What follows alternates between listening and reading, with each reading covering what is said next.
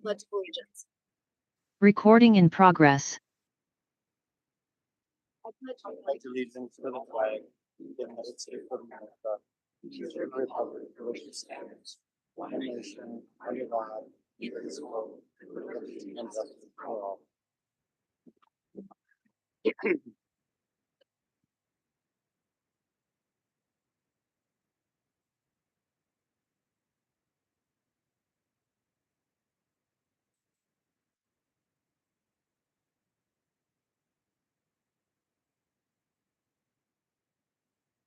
All right, welcome everyone to our first meeting of the new year, January 8th, 2024. A few notes before we get started. As always, just wondering where Councilmember Keenest, there he is coming in. We are here in person, but we still have members of the public and some members of staff joining virtually, so I will be back and forth between screens as always. And we do take breaks every 90 to 120 minutes as needed between items. So with that, we begin every meeting with an open comment period, and I am still going to log into Zoom here as clerk. But we will start with in person, and I will go over a few rules. So this is an opportunity for anyone from the public who would like to speak on the item that we will not be taking public testimony on during a public hearing later in the agenda. Each person has up to 2 minutes to speak for a total of 20 minutes. I'll be keeping track of time through this device on the wall and right in front of me. Know that if I'm cutting you off, it's just to make sure that we're giving time for others to speak who have signed up and who are interested. If you have materials to share, please do so with our clerk who is sitting over here, and she will distribute to council. Your comments should be directed towards me as council president, as the presiding officer over the meeting. And while we welcome your feedback, we do ask that you deliver your comments respectfully. We do encourage you to generally limit your comments to items that the city council has review over as well. Council members and staff can respond during public comment, but we do follow up if there's an item that you would like us to do so. Just make sure that the clerk has your information. So you'll be invited to speak in the order that you've signed up and alternating between virtual and in person. So I will invite Ms. Lund to come on up. Wes Lund, come on up. It's garbled in the back room. It's actually garbled back there. Did we do something about that? So that there's actual expensive Bose speakers in the ceilings back there. I can do anything about it, but thank you for letting us know. Kelly Geisler's gone. No, you can send it to one of our coach staff. This is a list of payments that have been received transactions between Ms. Bergen and the DFL party of the state of Minnesota, which is of importance to this group because Ms. Bergen heads up the organization Isaiah Minnesota, which has been filibustering our local meetings here in Rochester, Minnesota for quite some time now, bringing political activists who are also campaign donors from the Sierra Club and their sister organization, Faith in Minnesota, which sounds like a weird religious group. I'm happy to see we're still flying our traditional flag, Minnesota. They have, Isaiah Minnesota has a lot of money. They send and receive a lot of money interstate. It's a national organization with statewide chapters, which are involved in political DFL activities here in Rochester. And I resent having lost my 4 minutes. I was fourth person to speak on the list last month, but even Representative Andy Smith, who called in, didn't have the decency to come here, along with Representative Liz Bolden, the Mayo Clinic rep.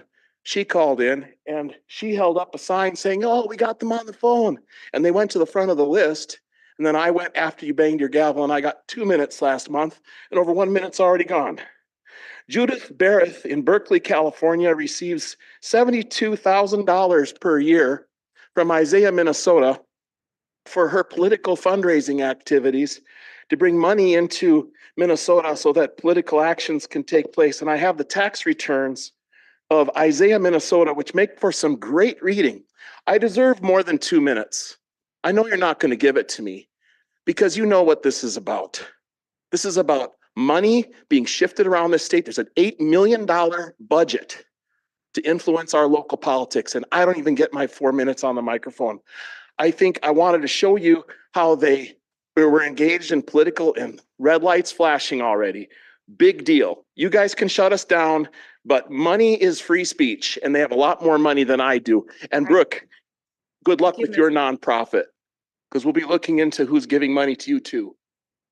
Thank you, Mr. Lund. All right. Is anybody else interested in speaking? If you're joining virtually, use the raise hand function or press *9. All right. Anybody in the room? We will close public comment and officially call the meeting to order. Clerk Giesler, please call the roll. Councilmember King, Here. Councilmember Bransford. Here. Councilmember Wall. Councilmember Kirkpatrick. Here. Councilmember Palmer. Here. Councilmember Dennis. Here. Council President Carlson. Here. Mayor Norton. Present. All right, thank you. So I will turn it over to Administrator Zums, who I know has a special report to start the year. Thank you, Council President, Council members, Mayor Norton, members of the public. At the beginning of each year, we take a little look back for what we have accomplished in 2023. And before we do that, I did just want to welcome Brian Anderson. He is our new finance director. He started today and is making it a long day with us. So appreciate him joining us here and really excited to be working with him in 2024. Without further ado, we had many teammates participate in this and of course, all that you've done as an elected body. But this is a look back on 2023.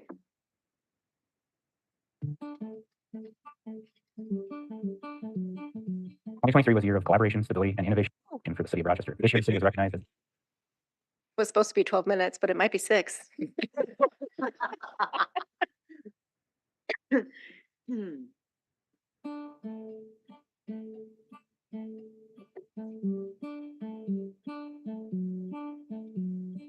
2023 was a year of collaboration, stability, and innovation for the city of Rochester. This year, the city was recognized as a top 10 large community, one of the best to retire in the United States, and the best city in Minnesota to start a new business. City teammates went above and beyond to serve residents, businesses, and visitors of our city while delivering on our strategic priorities of affordable living, economic vibrancy, and growth management, as well as continuously improving on quality city services. The set of themes that continues to grow year after year is one of connection and cross-departmental collaboration. No one department works alone to deliver all that is achieved in a year to our community. We are proud to highlight some of the brightest achievements of 2023.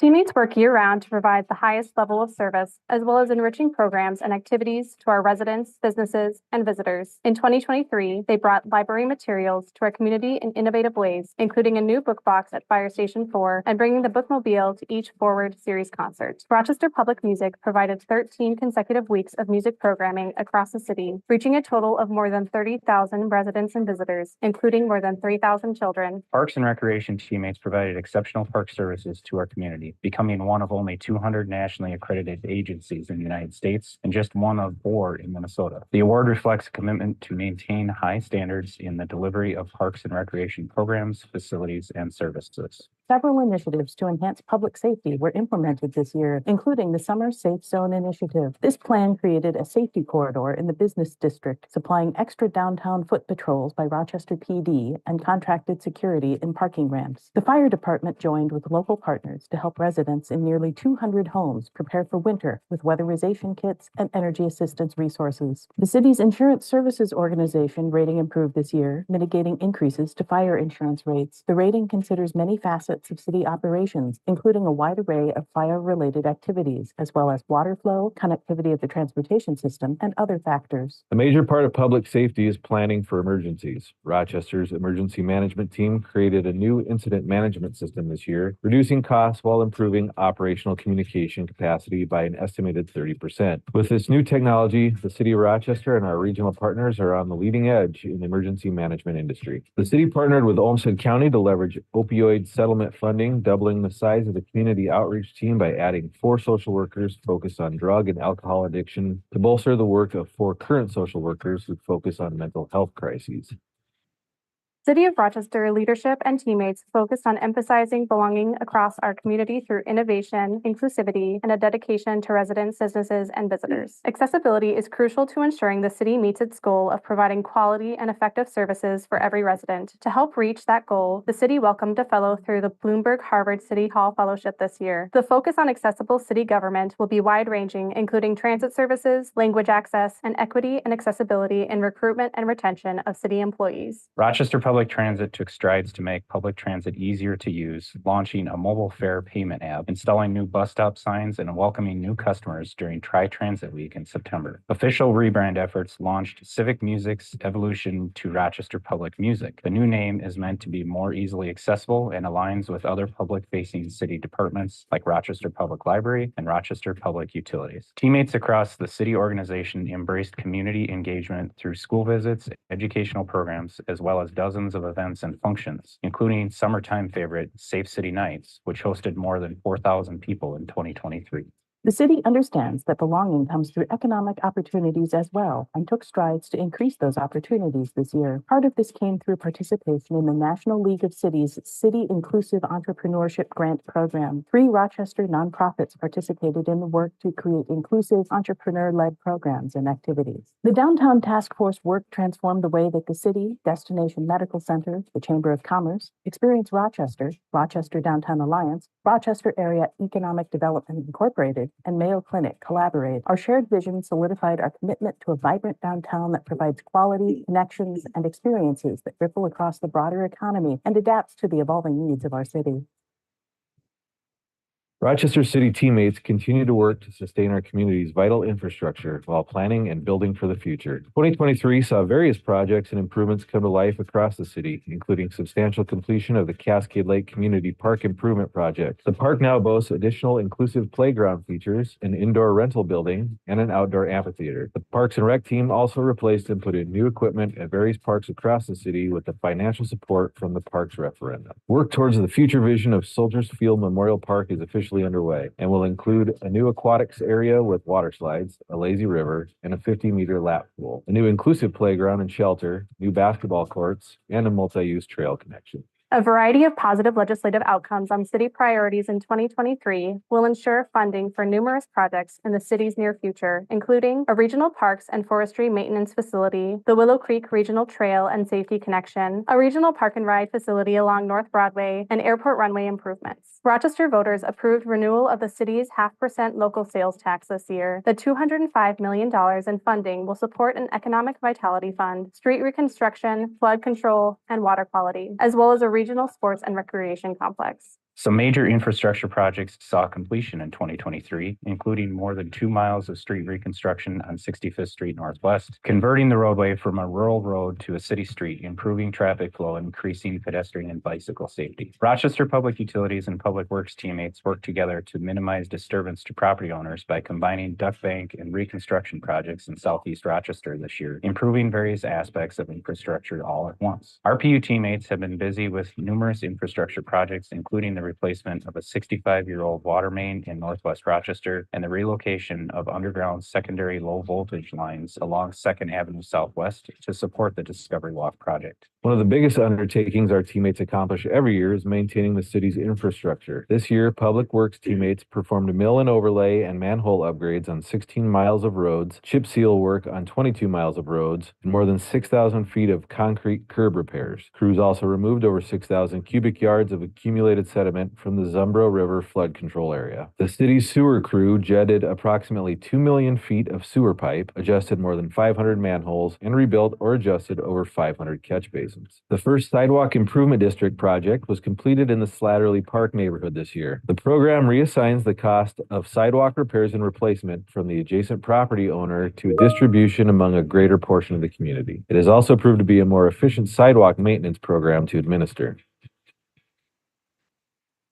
2023 brought various opportunities to align the city's future growth and development with environmental stewardship and global connectivity. Rochester Public Transit is leaning into the future of public transit, adding 2 additional 60-foot electric buses, building the first city-owned park and ride, and growing the transit team as we prepare for rapid transit, on-demand transit, and fleet electrification. The Park Board and City Council adopted the Urban Forest Master Plan in November. The plan was developed by the Parks and Forestry team and provides guidance for how to maintain healthy tree canopy in Rochester. This year, the city secured federal grant funding from the USDA Forest Service Urban and Community Forestry Grant for planting trees, as well as the Minnesota Relief Community Forestry Grant for tree maintenance. In 2023, the city began the process of converting City Hall to a fully electric system for its heating and cooling, transitioning away from the county's steam line, which had reached the end of its useful life. This puts the facility on a pathway to becoming a net zero building once Rochester Public Utilities transitions to fully renewable electricity in 2030. In August, the city kicked off its new Sustainability and Resiliency Commission after sunsetting the Energy Commission. The new commission will incorporate the Sustainability and Resiliency Community Action Plan into its work with an emphasis on the triple bottom line of sustainability to ensure environment, economy, and equity are all incorporated in the implementation of these plans. RPU worked with customers throughout the year to reach its kilowatt-hour savings goal for 2023, which was over 17 million kilowatt-hours. The savings are made through energy-efficient qualifying purchases, education, rebates, and energy expert support and guidance. RPU delivered transformers to its Marion Road substation, which will serve customers in southeast neighborhoods and downtown Rochester. RPU also completed its GT1 overhaul project, which included the rebuild of a turbine section that was installed in 1974 and hadn't been disassembled since 1992. Rochester reached gold level status in the Move with the Mayor program, following the U.S. Surgeon General's Call to Action Success Roadmap, which helps the mayor's office identify city programs, policies, and services to improve health and physical activities. The city of Rochester hosted 17 Young Southeast Asian Leaders Initiative members in 2023. Teammates across various departments presented on a variety of sustainability and environmental programming or initiatives in places within the city.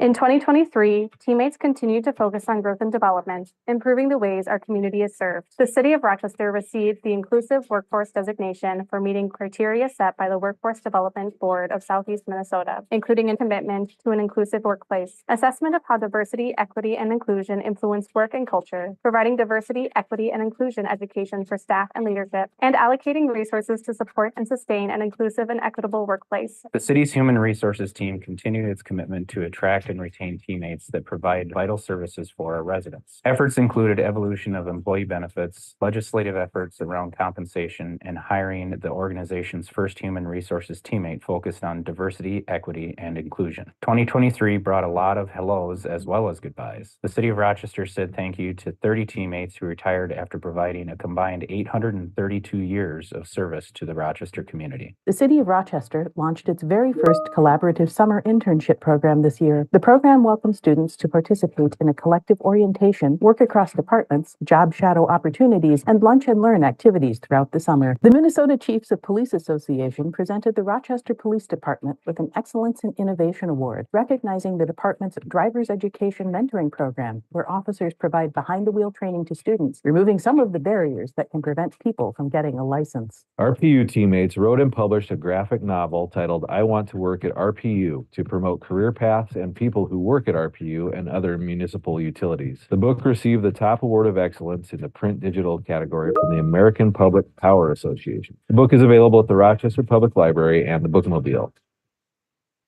Thank you to our elected leaders for their vision, commitment to the community, and good governance throughout 2023. Without your bold leadership, none of these major projects and transformative achievements would have been possible. We would also like to thank the many community organizations and partners that the city works with to serve the community. We can do this important work because of the collaboration and commitment to our city and the region that we share. As we close 2023, City of Rochester leadership and teammates look forward to another standout year in 2024. Thank you to our residents, businesses, and visitors. It is because of you that we do this important work. Here's to moving forward together.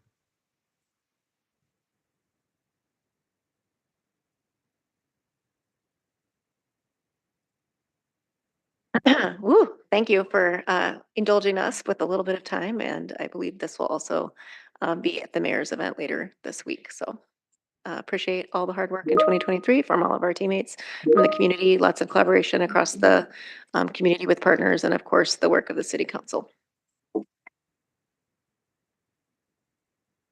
Thank you, Administrator Zelms. Over to you, Mayor Norton. Thank you. That was a terrific recap, and it's always amazing how much happens in a single year. So that was really nice. I have a couple announcements today. We'll see.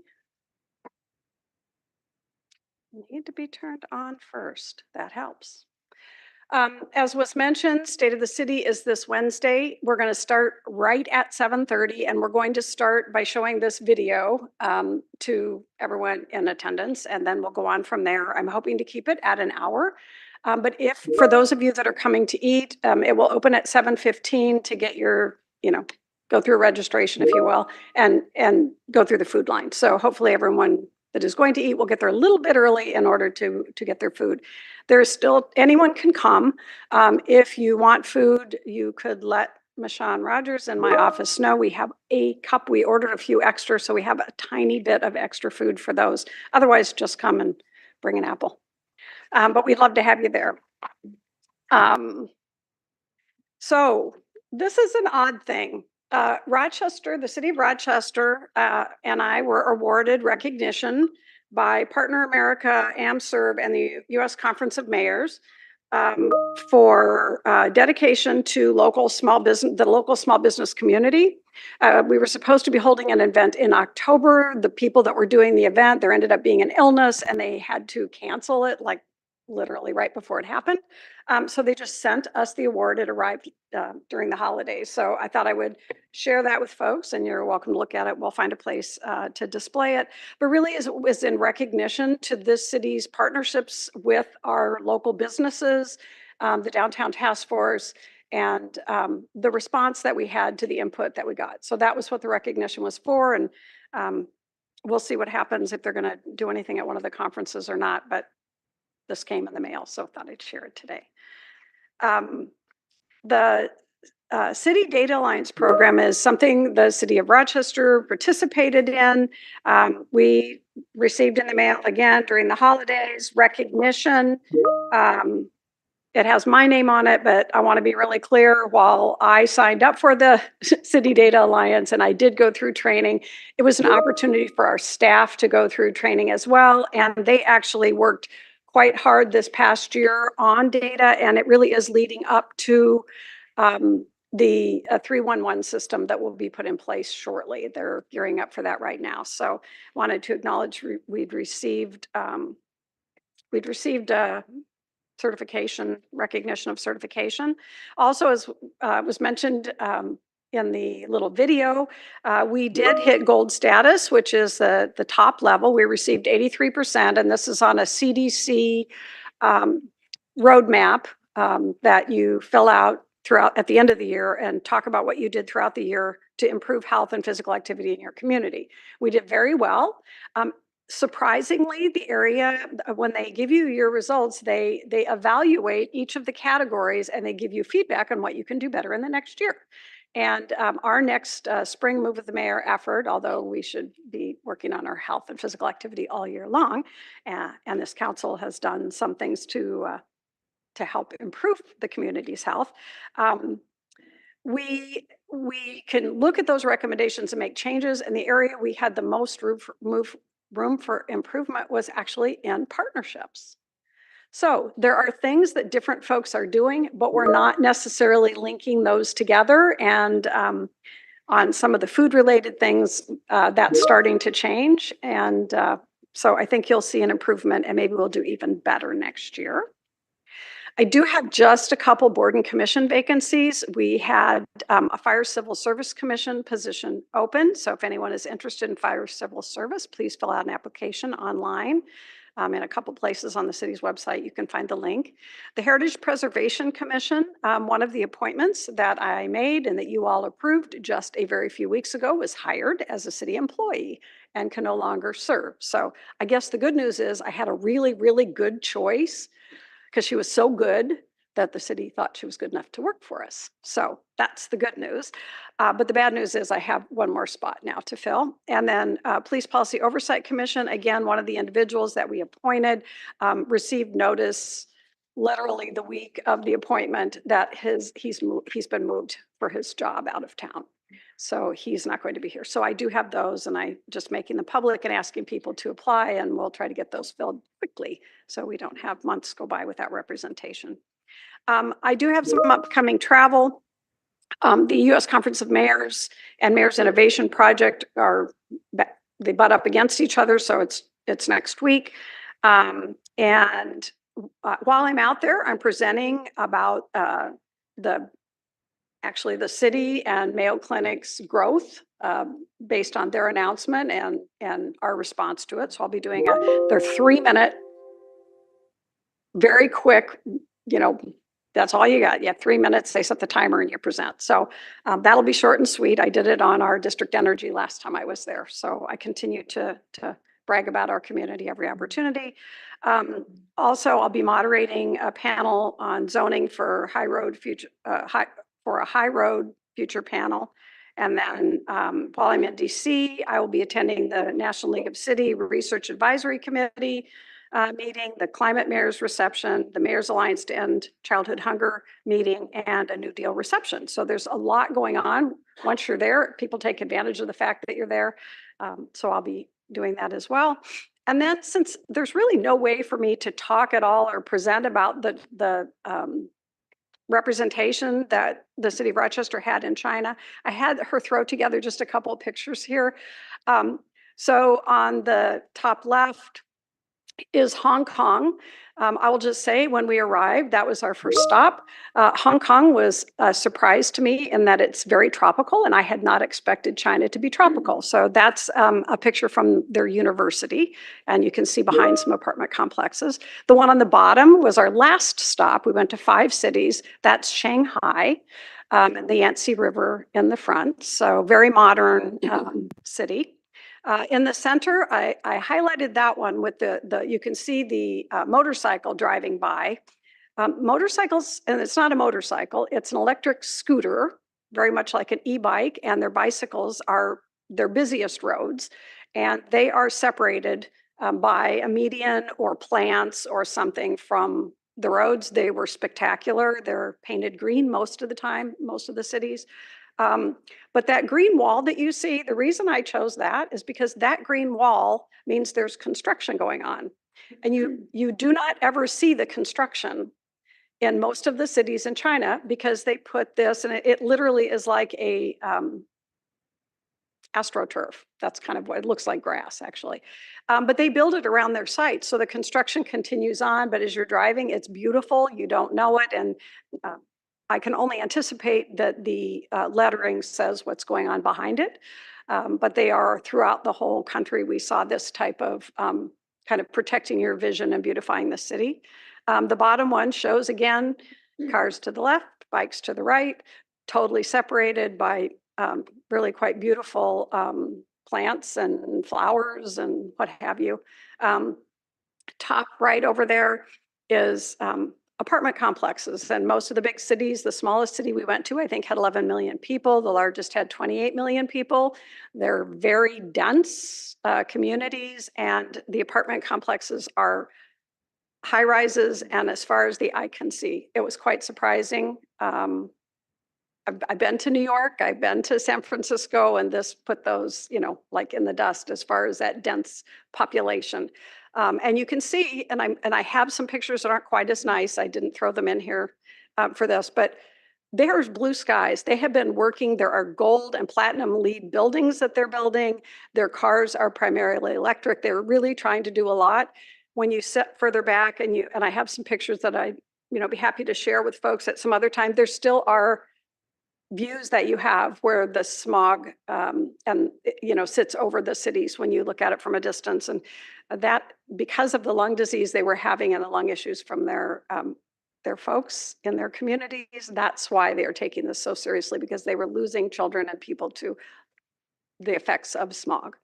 And then the bottom right again just shows the bike lane. You can see it's painted green there. So I just wanted to show a couple pictures from that trip. We did focus on energy and environment and toured electric car dealerships and bus fast charging stations and that kind of stuff while we were there too. But this is just a couple pictures just to show you because I haven't had a chance to share that. So that's it. Again, if people have questions or want to go to State of the City on Wednesday, I would encourage them to call Michonne at 328-2700. That's all I have. So much, Mayor. And we will move on to approving the order of the agenda. There have not been any changes that I've been made aware of. And so I will invite a motion to approve. Move approval. All right, any discussion? All in favor, say aye. Aye. Opposed, say nay. Motion carries. All right, and we are just getting the hang of some new mute, unmute buttons, so just know we're working with some new technology. All right, so moving on to the consent agenda, Councilmember Palmer is pulling items F6 and 8. Councilmember Dennis is pulling F15. These will be discussed under reports and recommendations. Is there anything else? All right, otherwise I'd invite a motion to approve in block items F1 through 6, F7, F9 through 14. So moved. All right, Councilmember Palmer, you have the floor. Nothing. Any discussion? All in favor, say aye. Aye. Sorry, just motion for the record. You said F1 through 6. He's pulling F6. Did I say? So Oh, F1, excuse me, F1 through 5, F7, F9 through 14. All good for first and second? Okay. All in favor, say aye. Aye. Aye. All opposed, say nay. Motion carries. All right, we have 3 public hearings tonight. I believe they are all staff led, so they usually take a minute to go through the process, but I will do so and note why it's different with these particular items. But for our public hearings, we start with a staff introduction on the topic. If there is an applicant, we invite the applicant to give a presentation for up to 10 minutes. There isn't an applicant for these items tonight. We open the public hearing and people have an opportunity to comment on that agenda item for up to 5 minutes. Just note that any comments do need to be relevant to that topic. We close the public hearing. If there's an applicant, there's a chance for rebuttal. Otherwise, we turn it over to my council colleagues to ask questions of staff, and then we invite a motion, discussion, and vote. So we will start our public hearings tonight with item G1, which is the reconstruction of Broadway Avenue North from 14th Street Northeast to Elton Hills Drive Northwest, related to the proposed assessments. And we have Dylan Dombrowski here. Go ahead. Good evening, Mayor, President, members of the council. Thank you for having me. As you recall, in October, we presented the feasibility report on the North Broadway project from the dam at Silver Lake, just to the north of Elton Hills Drive, at basically Silver Lake to the rec center. Then we held our first improvement hearing in November, at which you called for the project to move forward, and we would then hold the assessment hearing tonight. So tonight, what we're here to do is we've presented the assessment roll that shows the proposed assessments to the abutting properties. And the council, the action requested would be to levy these proposed assessments for the project.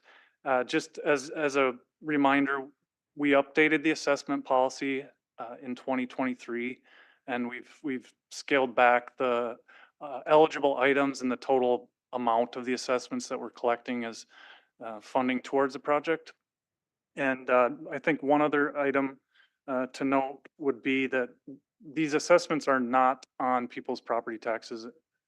Initially, it's not until the project's complete. So with the North Broadway project planned for construction this year and next year, at the earliest, if we had everything completed at the end of 2025, they would go on the tax roll at the end of 25. But many times we have carryover work, cleanup, punch list items, plantings, trees, et cetera, that could carry over. So at the earliest, these assessments would go on the tax roll in early 2026, but possibly not until the end of 2026 for this project. And I will also note that these are the highest amount that the assessments could be.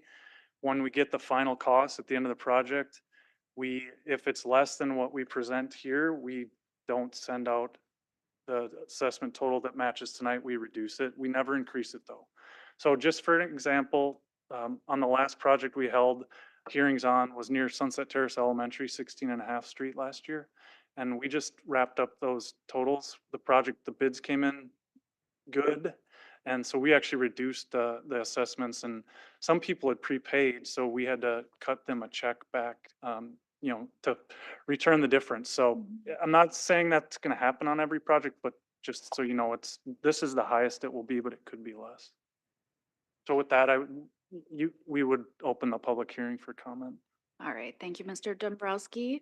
I will open the public hearing for item G1. I don't have anybody signed up, but would welcome people to come speak. And if you're joining virtually, you use the raise hand function or press *9. Are you hoping to speak? Please do. Please introduce yourself and you have 5 minutes. Right. Thank you, Madam Carlson, members of the council. I'm Travis Oley. I'm actually appearing here today on property that I'm involved with, plus client's property that's affected by these proposed assessments. Broadly speaking, I'm agnostic as to the improvements. I think that the city is perfectly within their rights to choose to improve the corridor to downtown, as I've read it to be explained as. My comment would be the particular properties that I'm here to talk about are 1850 North Broadway, which is not an abutting property, but is proposed to be assessed. It's about a block and a half from the end of the project. And I can tell the council, I'm in no way benefited. My business is in no way benefited by these improvements, any more than anybody's would be. But add to that it's not abutting. So there's no sidewalks being provided. There's no improvements to Broadway being provided that are contiguous with my parcel. It ends at the AutoZone, so they're not included, but everything south down to Elton Hills is. And I would ask what improvement or benefit to any of these properties that are being assessed is being provided. Now, my client has a property on the corner of 17th Street and Broadway. His comment was he just provided the new sidewalks recently. He doesn't believe that new sidewalks are an improvement to his property. So that's what I'd leave the council with. Can't see any benefit to any of those businesses with these proposed assessments, which of course is a requirement for a lawful assessment. Thank you. Thank you. Thank you for that. Are there any other comments?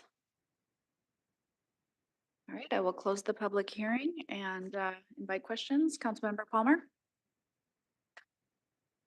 Mr. Dombrowski, I got a couple questions for you. can you speak into your mic? How's that better?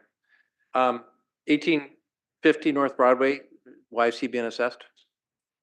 The project ends there's a driveway between the Ole Law Office and the auto store.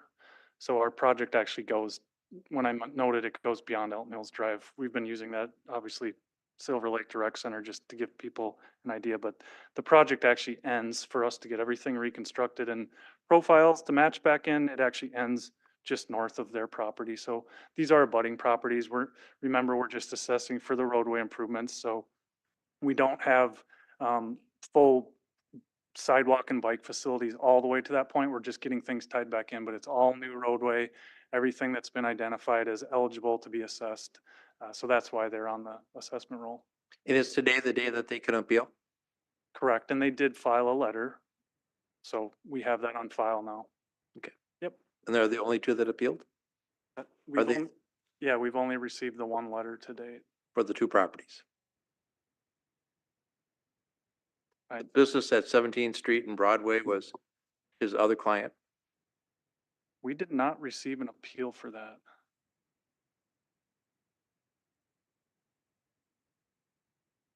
Is that not what I heard tonight? It just lists the one property in the appeal, Yeah. 1850. Yeah, he didn't give the address of the other one, so that wasn't a formal request for appeal, correct? You have to provide the address We- of the we- parcel you're We appealing. do need that. I wish he would not have left. Oh, okay. Because it is 17th Street and Broadway is what he said. That is what I heard in his, but the one appeal we've received is just for the one property. And that's for the 1850s. Correct. So you're saying we didn't hear the 17th Street and Broadway one? We don't have that in writing It has to be in writing, or can he do it here verbally? Oh. unless we got a new one. I see our city clerk holding. This is what he handed to me right before he spoke. Does it say a different address than Located at 1850? 4 17th Street Northeast, Rochester, Minnesota. Person identification number 74.26.41.021.473. So that's what we needed. So now we have two. Great. Thanks for the clarification. Councilmember Wall? Thank you. If they are abutting properties, has that been communicated to them and do they just disagree or they don't know that? It's all been communicated to them, so I'm just not sure of the understanding of why they don't see this as being part of our project. It's all on our layout and in our plans. Thank you. Councilmember Keen? I want to just clarify one thing. He mentioned there's no benefit to their business. It's my understanding the assessments are based on improvements to property value. And this is about a 2% thing. Is that something we could defend, saying that the property value would be increased? Yeah, I mean, that's what we'll have to prove if we're challenged in court is the benefit to the property, and we will make those arguments. Just to, give you an example of what it's been prior projects, Broadway to the south of here, it was when we did a benefit appraisal, prior to doing the project, many of the commercial parcels along that corridor saw 7% of their property value. So this is much lower. Anecdotally, a couple of the property owners have said they were happy to hear that they were less than the last project. Some people who have owned property on both projects. So, but Yeah, again, it's my understanding that our process right now is assessing dramatically lower than it was like 4 and 5 years ago. it is. Okay, all right, thank you. Councilmember Kirkpatrick? Thank you. In the first attachment in our packet, page number 185 at the bottom, well, actually, I guess it's page 186 as well. It shows the project location begins at the north end of the 14th Street or the North Broadway Bridge, and it ends right at the intersection. I apologize. I attached the original location map from one of our early project RCAs. So we now have an updated map that I can send it to the council after the Well, meeting. is that the discrepancy perhaps that these two appeals are coming from, is they've seen a map that clearly shows that no, they are not included? Have they received an updated map that does show that yes, they are included in the project? We don't actually send the map with the mailers, so it's possible they looked at this graphic. But I can share with the council, and we can even reach out to Mr. Oley and clarify that since he didn't Yeah, stay. I think that would be important and it could change the way this goes perhaps. Thank you. Yeah, and please do send the updated map to Councilmember Palmer. Just to clarify from the last time that we went through this on North Broadway, you'll sit down with them and ask them what the problem was, and you'll try to negotiate something, and then try to settle. If not settling, then you would then go to court. Is that kind of nutshell what we do? Well, what will happen is they would need to file in district court. And as part of that process, yes, we would work with Mr. Spindler Craig and or outside counsel to work with them, as part of a potential negotiation towards a settlement prior to getting to court. It could go all the way to court though. But don't you sit down with them ahead of time before they file? I thought we did at Broadway. Yes, if I may, we do. There is attempts at those conversation and within reason, of course, try to get cases resolved. Perfect. Thank you. Right. Councilmember Keen? Based on the discussion, I want to make a motion to adopt the resolution levying the proposed assessments. And I'll just call it for project J7341. Second. Right, Councilmember Keen? Yeah, again, this is an extent, we've done the North Broadway. If you look at the makeup of the funding for this project, it has turned back money, it has state money. The assessments are not a major funding. It's got utilities in there. So I think this is being run well. I know that a couple of years ago, some of our assessments, we didn't feel like we could defend them well in court, but I feel confident that we can defend these. Any other discussion? All right, all in favor, Councilmember Kirkpatrick? So how does the fact that this map is not accurate affect the proposed assessments? It does not have any impact on the assessment. So again, I apologize for attaching the wrong graphic. However, the project abuts the parcels that receive the notices. We would not send it to properties who aren't within the project limits. Thank you, Mr. Dombrowski. Councilmember Dennis. The new system. So we had a engagement session, listening engagement last month with residents in Ward 6. There have been a lot of issues with people receiving notices, a lot of issues with people not knowing what's going on. Is there any, I guess just in a broader sense, way of, if this is an ongoing problem across the city where people are confused? I know there is not staff necessarily to go door to door, but has there been ways of looking at so this doesn't happen again where there's so much confusion? We mailed the notices to the property owner, which is the requirement. So we mail it to the property owner, not the specific address, but to the owner. So it could be someone, that does not live at the property, but own the property. And again, we don't mail out the graphics, so I don't know that it's a confusion amongst a bunch of people, or I think we would have been hearing from them tonight. So, we've been following the process as far as the certified mailings that we need to do for each project. And that happened with this one as well as the next one we're going to speak about tonight.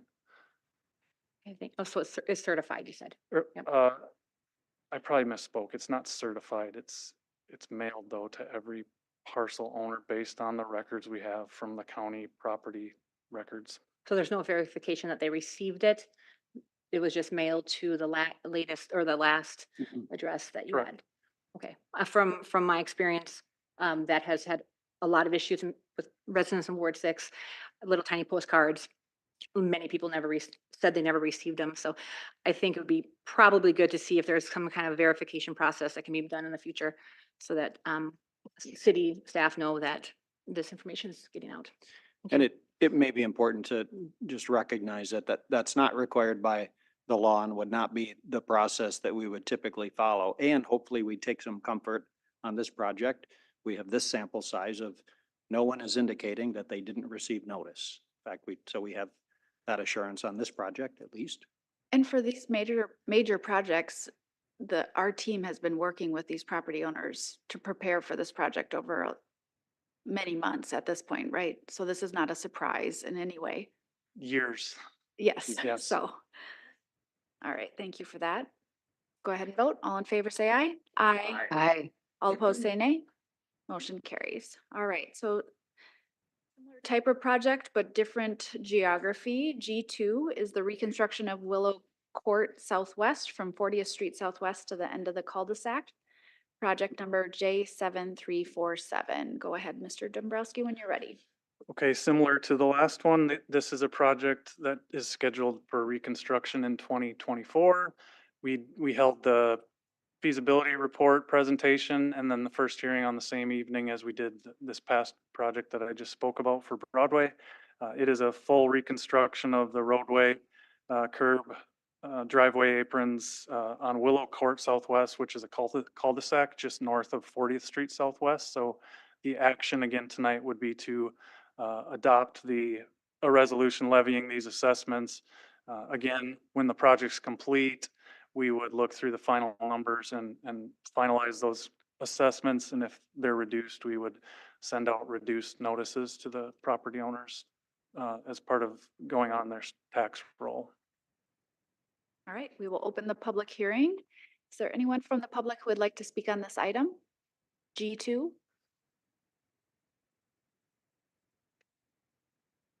please introduce yourself and you have 5 minutes. Okay. My name And is if Bill. you're talking about a specific parcel, please do indicate which one. Correct. Okay. I am Bill Robinson. I'm a resident on Willow Court. I just have questions regarding the construction as far as, what type of curb it's gonna be, if there's gonna be a catch basin. I particularly live at the end of the cul-de-sac, so all the snow in the wintertime gets pushed into my front yard, which then when it melts, brings in water through pressure cracks in my basement.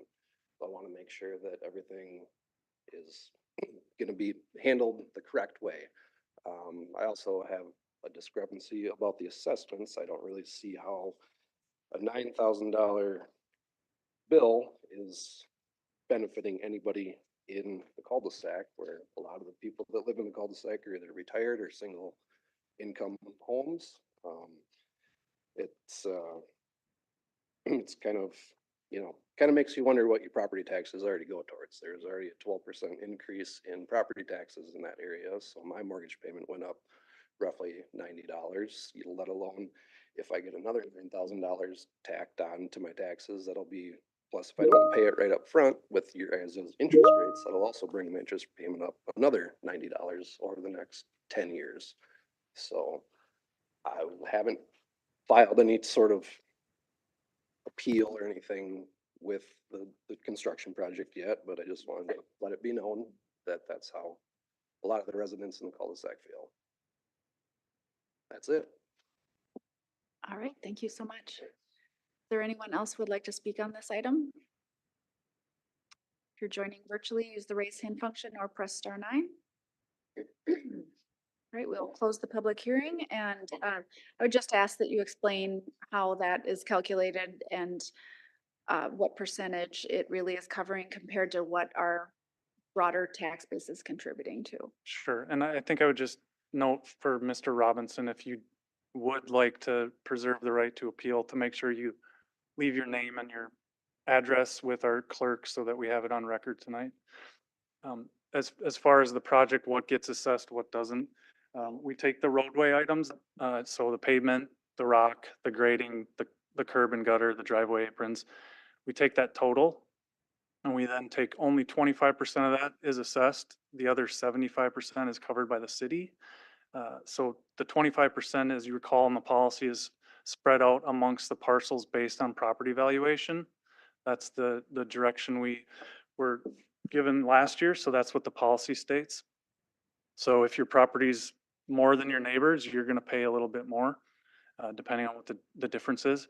So again, 25% only the roadway. So this project does also include all the utilities and improvements to the storm sewer system. There has been a lot of historic drainage issues in this area. So we're doing some upgrades to the storm sewer system, as well as some culverts that drain from the northwest towards the southeast through this cul-de-sac. That's all covered by our other enterprise funds, whether sewer, water, or storm sewer. Okay, so this is obviously a reflection of a policy change we made last year, 2022. And then this is a little bit bigger picture, but just maybe staff could speak to why we haven't implemented a street improvement district like our sidewalk improvement. We don't currently have state law that allows us to do that. It has been in the interest of the city, but not been approved by the state. So we haven't been able to make that change. Okay. Other questions? Councilmember Keen?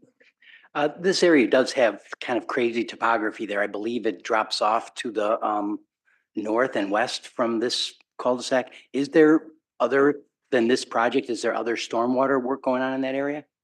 Yes, we're going to couple this project with some additional work that our water resources team has been looking at to improve the drainage channel to the west of here, to the north and west of this cul-de-sac. Okay. We'll bid it all together and hope that we, get better bids by coupling that work with this project. Okay, and you mentioned that this area, that there had been drainage like across this Willow Court Street, or can you give me a better feel for what that means?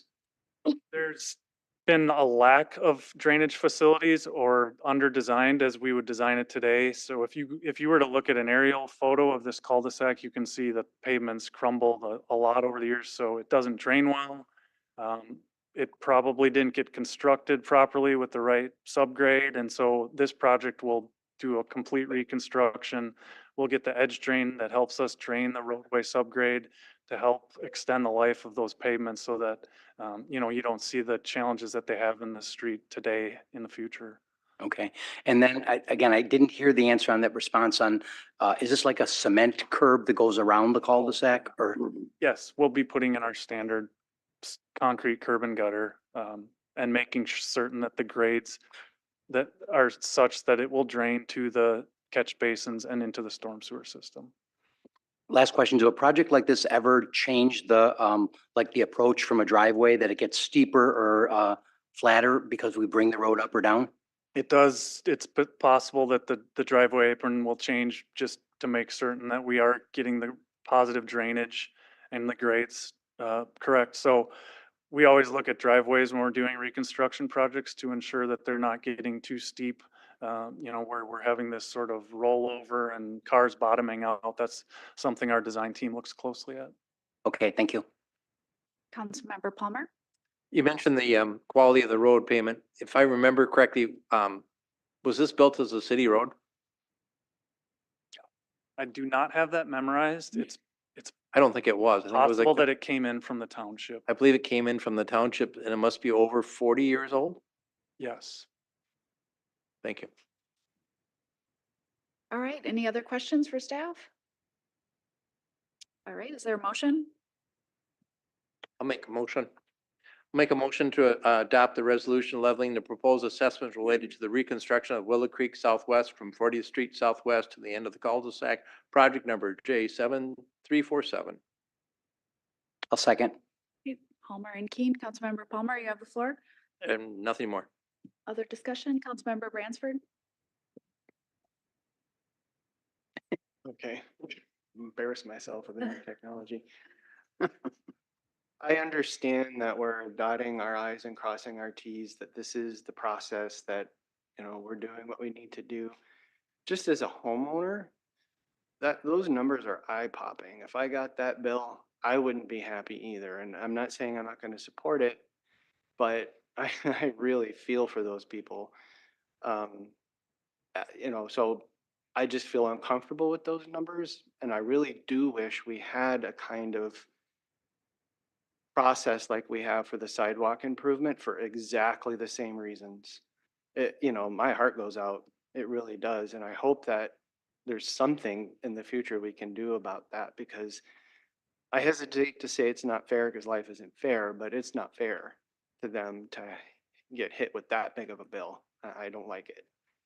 I was on the Economic Development Committee for the League of Minnesota Cities this summer, and developing the agenda and street improvement districts staff can speak to this better than I can, but have been a priority that has just not gained traction for years. And so they aren't even really putting it forward as a priority, even though we can clearly see the potential benefit, especially as we've adopted a sidewalk improvement district to spread those costs. So I think it's something the city will continue to explore. It's just, It's a what do we matter of do? consistency in my mind. No, I hear you and I agree. It's $9,000 is a lot. Councilmember Kirkpatrick. Are we allowed to ask the gentleman that came up any questions? If we suspend the rules. Well, I'll direct this to the city then. Just been kind of driving up Willow Creek on Google Earth right now, and I'm seeing that there's a lot of standing water on the north end of this street. Looks like there's bioretention and a lot of cattails kind of as you approach the cul-de-sac. And this photo was taken July of 2023 as we were approaching moderate drought status here. So when I see all this standing water, I'm wondering, do these properties have a sprinkler system that they're running? Or due to the topography of this portion of our city, do we have some seeps? Do we have a significant amount of springs that are coming up, similar to maybe what was done off of the Knollwood section. You did a whole bunch of reconstruction to capture those seeps with stormwater drainage and then putting in channeling to direct that constant flow of water to prevent the ice from sheeting in the wintertime. Is something like that planned for this area? Is that why these assessments are perhaps higher, because there's extra work that needs to be done because of standing water coming to the surface and then it needs to be directed elsewhere? We're not doing extra as part of the assessments. We are doing extra stormwater work to ensure that we're building the proper section and getting the water to drain to the proper locations and or through. There is a, like I mentioned earlier, a set of culverts that drains underneath Willow Court that will be reconstructed. But again, yeah, if you look at this on an aerial photo, you can see where we've had water ponding and then it starts to deteriorate the pavement and it's just an ongoing process. And, you know, our street maintenance team has been out and you can see all the patches they've attempted out there over the years. So again, we would look to make those drainage improvements as part of the project. They aren't additional though to the assessments. And they're Okay. paid for through Yep, stormwater. right, funds. right. Okay, thank you. It seems like this project actually really does need to be done here, just based on what I'm looking at here. But yeah, that's a lot of money for any property owner to incur. Councilmember Keen? Yeah, again, street work is hugely expensive, and comparing to sidewalks, I think we got to step back a little bit and think of what we're really saying there, because I don't know if I could be able to support something like that, street districts, because our base tax rates would go up dramatically. On this project specifically, the assessments are about 13% of the cost of the project. The dollar amounts are big, but street work is expensive. That we're doing this stuff with about $200,000 worth of utilities coming from our different enterprise functions. But there still is like tax-based levy of about 400,000. That's 4 times what the assessments are bringing in. So just to put it in perspective, this is expensive work to do, and it's important to do. This is one where, again, we had something like this on our street 25 years ago, and it's hard to take. But if you did it and I was paying an extra, start adding it up, it'd be $1,000 a year for the 20 years that you don't have anything going on.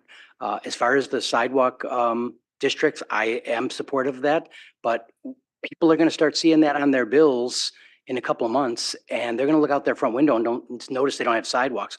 We're not through with that as a very I think we've done a good thing with it, but I don't think we're done with our residents all agreeing that it was a good thing. Are you going to talk about sidewalks? I was just briefly going to mention, this is an area without sidewalks, so Right. of course they're being assessed for sidewalks. So I was just wondering if maybe we could look at it instead of a street, across the board street, maybe just looking at streets that don't have sidewalks to perhaps share that burden a little bit. Clearly, this area doesn't need sidewalks. It's a low travel, low car count area. Yeah, low traffic, but you can walk in the streets. But I don't know if that's a way to better look at doing that. We aren't adding sidewalks to this Right. cul-de-sac. Yeah, you are? We are not. No, I didn't assume that you were. They Okay. don't, you don't need them. But is there a way to somehow share that load of the SID, looking at areas like this that don't have a sidewalk, and instead it would be the street that they're using? And is there a way to somehow spread it out? Yeah. Right. State law prohibits that, but we do reduce the assessment for the SID significantly for parcels that don't have sidewalk. Yep. Councilmember Palmer? So you're telling me that our cul-de-sacs don't require sidewalks? As we've looked at the priority in our active transportation plan, this cul-de-sac does not rise to the level of, we're going to go in right now and assess each property owner 100% of that sidewalk cost. As we looked at fitting it with all the existing driveways, we didn't see that as a necessity right now. But on our new construction cul-de-sacs, we're requiring sidewalks. So why would we not require it on this? I know you're trying to tell me that it'd be difficult, but Our team, as we looked at it, we did not prioritize sidewalks and the added expense to the property owners with this project. okay, thank you. All right, ready to vote? Okay, all in favor say aye. Aye. All opposed say nay. Motion carries. All right, moving on to our third public hearing. We have item G3, the Ear of Corn Water Tower Landmark Designation, and we have Molly Patterson Lundgren here to introduce the item. We'll let you get set up and you can go ahead and start when you're ready.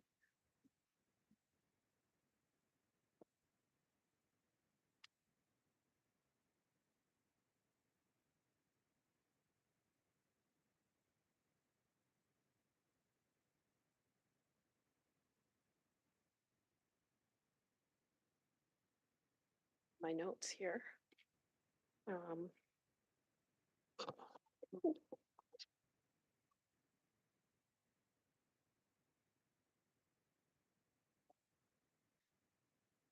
President Carlson, Mayor Norton, members of the City Council, good evening. Tonight I'm here to present to you on a property that is proposed for historic landmark designation, often referred to as the Corn Cob Water Tower or the Ear of Corn Water Tower.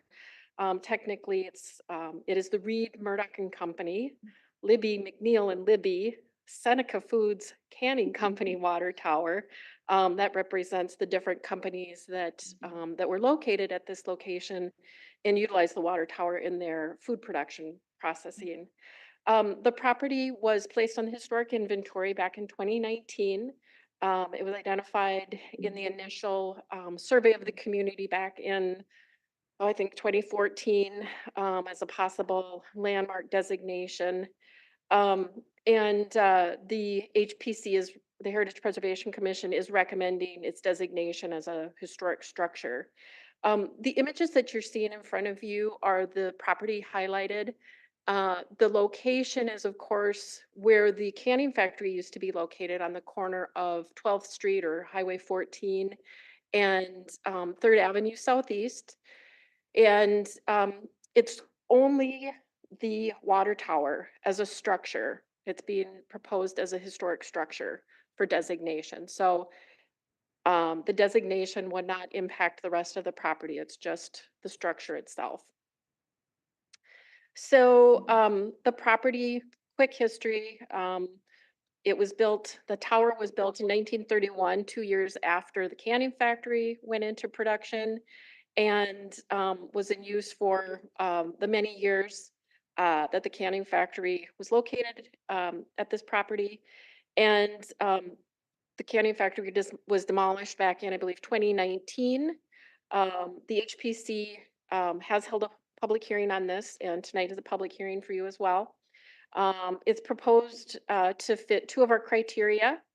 One of those being criteria number 5, because it embodies distinguishing characteristics of an architectural style or period, and that being what's called programmatic or mimetic type of architecture, where the building or structure is actually built to look like something, that either occurs within the structure or that represents what's occurring on the site. That of course being the corn being processed at the location previously. The second criteria which it meets is it's a location that has scale or other physical characteristics which represent an established and familiar visual feature within the neighborhood, the district, or the city as a whole. It's been really interesting to me. I continue to hear on the radio and, see blips come across my Facebook feed. A lot of news interest in this story, which I think is kind of amusing. It's obviously a structure that is unlike any other, not just in the city, but really through the state and even more broadly than that. So I think probably many of you are familiar a few years ago when the canning factory announced its closing. There was kind of an upswell of interest. And since that time, we see the corn water tower being displayed in public art, private art for sale, on stickers and just all sorts of memorabilia type items. So it has become even more prevalent as a symbol of our community. And I think what's neat is that it represents an earlier history. It represents the agricultural history within the community. even though the canning factory is no longer there. So the Heritage Preservation Commission and the Community Development Team is recommending that you designate this as a landmark based on the material that's contained within the designation study.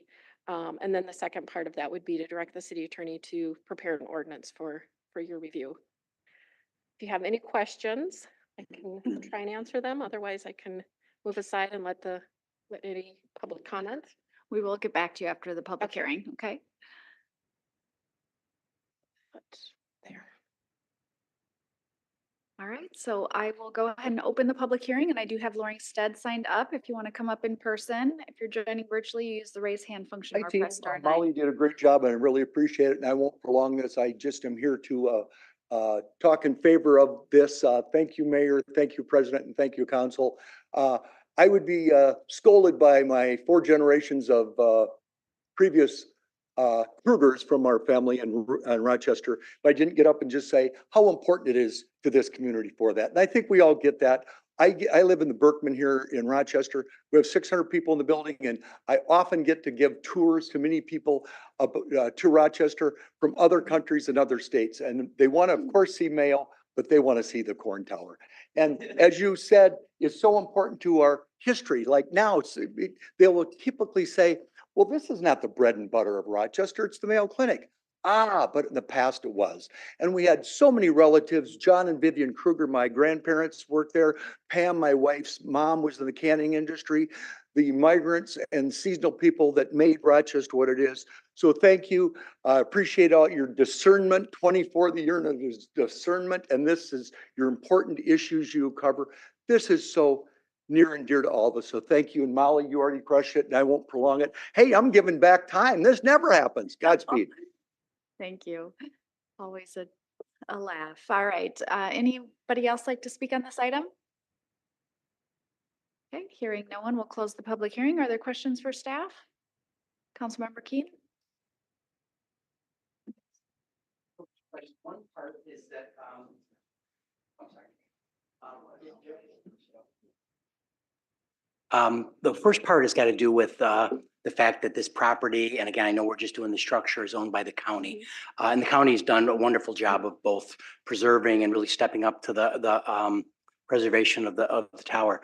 But we're one branch of local government and they're a different branch. Sure. Do our like designations have authority over what they do with their things? Sure.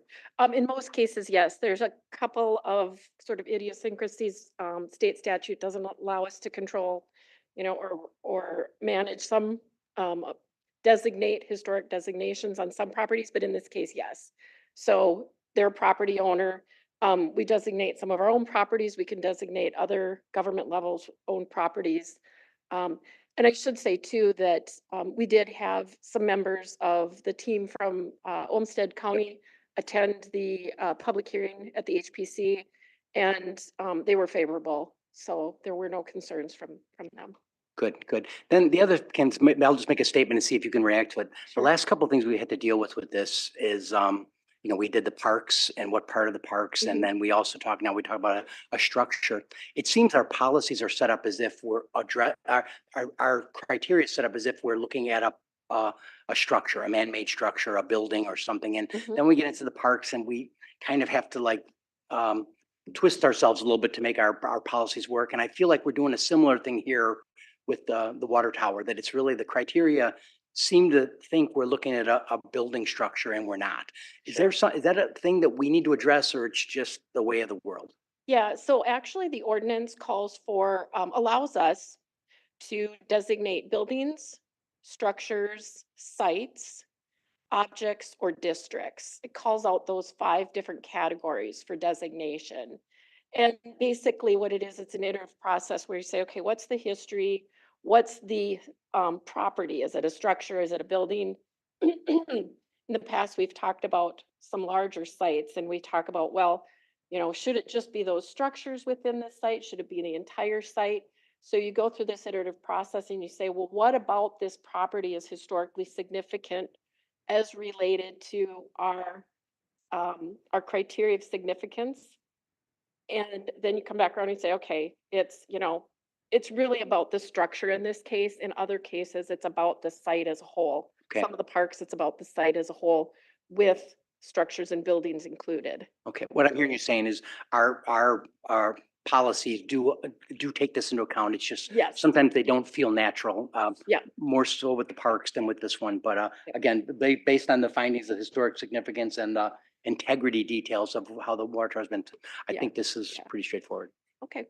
Question, Councilmember Kirkpatrick? Thank you. So what or whom prompted the upswell that you mentioned in public and private art? Oh, so this was before my time working for the city, but doing my research on this, there was the announcement that Seneca was closing the canning factory back in, I think it was 2018. And so there were people who came forward and said, hey, the canning factory and the water tower is on the historic inventory. We want to make sure that, that's considered. And so at that point, actually it wasn't on the historic inventory yet, but that's when it was placed on the historic inventory. So we earmarked it and said, yep, we're going to take a look at this in the future. And that's when I started to see evidence that people started to use that within art and other representations. You see it in signage around town. So I don't want to make an assumption on what you're saying, but I think what you're intending to say is this upswell came from community involvement. Correct. That Yeah. wanted to preserve a piece of our history that may have not been preserved. Correct. That's, Okay. yeah, that's what I was That's seeing awesome. evidence of. That's really great that the Exactly. community stepped up and then that staff is wanting to take that forward. And I love it that the county refurbished it. So kind of jumping off of Councilmember Keene's question, you're saying that the water tower is being preserved. What about that scaffolding, the tower that holds it up? And then how many feet outside of that would be preserved? Or can just the top portion of that corn cob be taken off and mounted on a new building? Or Sure. Yep. what specifically are the rules that need to be followed for keeping it in Yeah. order? Within your packet, and it's, let's see, I haven't downloaded the entire packet, but in the designation study, there's a section that is labeled, pardon me, just let me get to this. Is that under the first attachment presentation? It's not in the presentation, it's actually designation study. It's on page 9 of the designation study, the draft from December of this year. It says identification of historically significant features. I don't know if you can switch for me to share. Page 286. And I have the spinning pinwheel of death, so I can't access that right now. Yeah, if hopefully I can. Okay, yep, it's right there. So Thank you.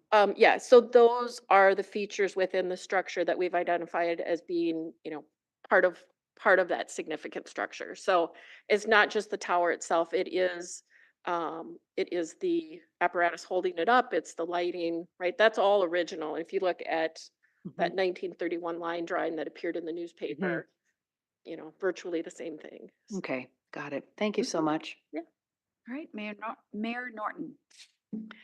Thank you. That was actually part of the question that I had. I wondered too if it had to be kept in the same shape. And so I'm just going to change my question a tiny bit and say, when we talk about historic buildings, the conversation has been had that doesn't mean they couldn't be sold or torn down. Is that true of this as well? What protection, if you will, which I think the community sometimes assumes there's a certain level of protection. Can you define that a little bit for us? Yep. So once landmark designation occurs, if an application comes forward for a permit, so a building permit, a demolition permit, some sort of permit or approval under the UDC, the planner who is reviewing that permit sees that it's been designated, basically reaches out to me and says, okay, here's what's proposed. Does it need to go to the HPC? Can I approve it myself? Sometimes in consultation with the community development director. Oftentimes I can just approve small things like signage or, maintenance type issues, no worries. If it's a bigger issue, then I will work with the property owner, tell them what's going on, and get them in front of the Heritage Preservation Commission for review. But again, it doesn't mean that you can't make changes, right? Then we look at, okay, does it impact those historic features of the property? Okay, I appreciate that. And I thought I would also tell the council that when I became mayor, one of the very first things that showed up on my desk was a big stack of Corn Tower postcards that are, no one uses postcards anymore. But if anyone would like one for historic reasons for their own scrapbook, please let me know. I'd be happy to share them. I'll take one, thanks. Councilmember Palmer. Questions for you? Mhm. I doubt it. You're not. Couple questions for you. The county just repainted it. They own it. Yes. If they decide they're not going to paint it anymore and it rusts and falls down, what do you do to prevent that? Yeah, we really don't have a mechanism, unless it falls under our housing code. There've been cases where, you know, properties on our inventory or landmark, there's questions about maintenance. But we really don't have a proactive way of addressing that. So the land around it is for sale. And Yes. if the county decides to sell it to somebody and they decide to build a 17-story building around it, are they allowed to do that? They would be allowed to do that. You Well, know, if the they're, zoning allowed.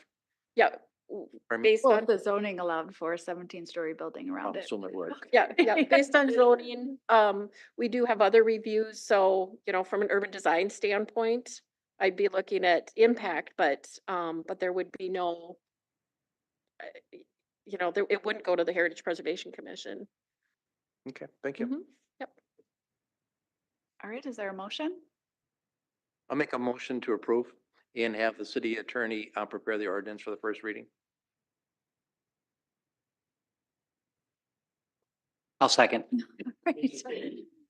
Palmer and Keen, Councilmember Palmer, any comments? Nothing, thank you. Any other discussion? Councilmember Wall?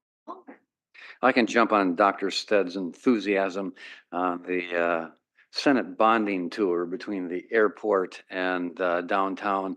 I was playing tour director to my little section of the bus, pointing out things, proud resident of Rochester. And as we got close, I said, and coming up on the right is our Ear of Corn water tower. All of a sudden, cameras all come up to, so it's important all across the state. Councilmember Dennis.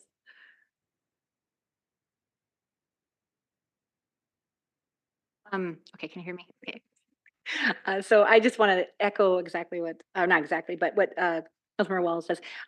From growing up in Rapid City, people come and they want to see all these different things. You know, they have Mount Rushmore and all sorts of amazing things that are in that area, and to have one more amazing thing that is we're known for, that's fun and whimsical and just something lighthearted, I think is important, because so many people come to Rochester for dire reasons with the Mayo Clinic, and having this as kind of something else to lighten the mood and have people see it as we're more than just Mayo Clinic. We have personality, and I have a bumper sticker on my car of the Corn Tower. So I think it'd be fun to see more bumper stickers all over. You can drive around maybe the nation and say, hey, look at that Corn Tower. So I love it.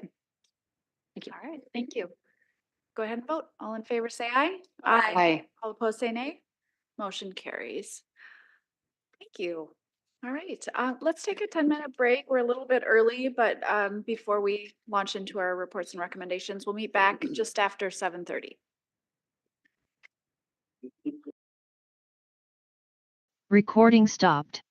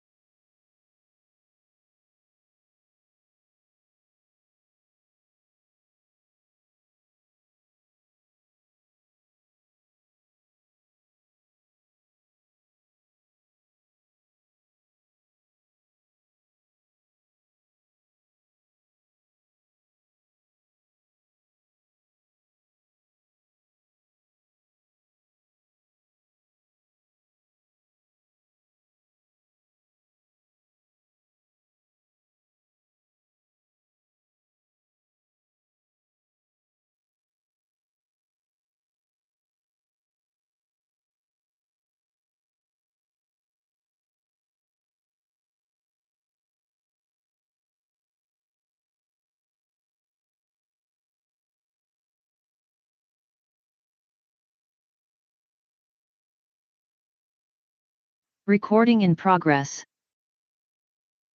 Great, welcome back, everyone. We are starting our reports and recommendations with item H1. We have our Deputy Administrator Aaron Parrish here to talk about the budget approval for the Parks Maintenance addition to the Public Works Transit Operations Center, Downtown Building Energy Transition Phase 2, and the North Broadway Park and Ride expansion. So go ahead, Mr. Parrish. All right, Mayor, President, members of the council, good evening and happy 2024. What you just said is actually the requested action for this evening, which is approving the resolution stating just that, so I don't have to go through all those words. And we have the resolution before you this evening. As you know, we've really been fortunate to bring forward a number of exciting projects, three of which we have before you this evening. We're actually really excited to talk more about a number of exciting things happening in the city with you at next week's study session, so stay tuned for that.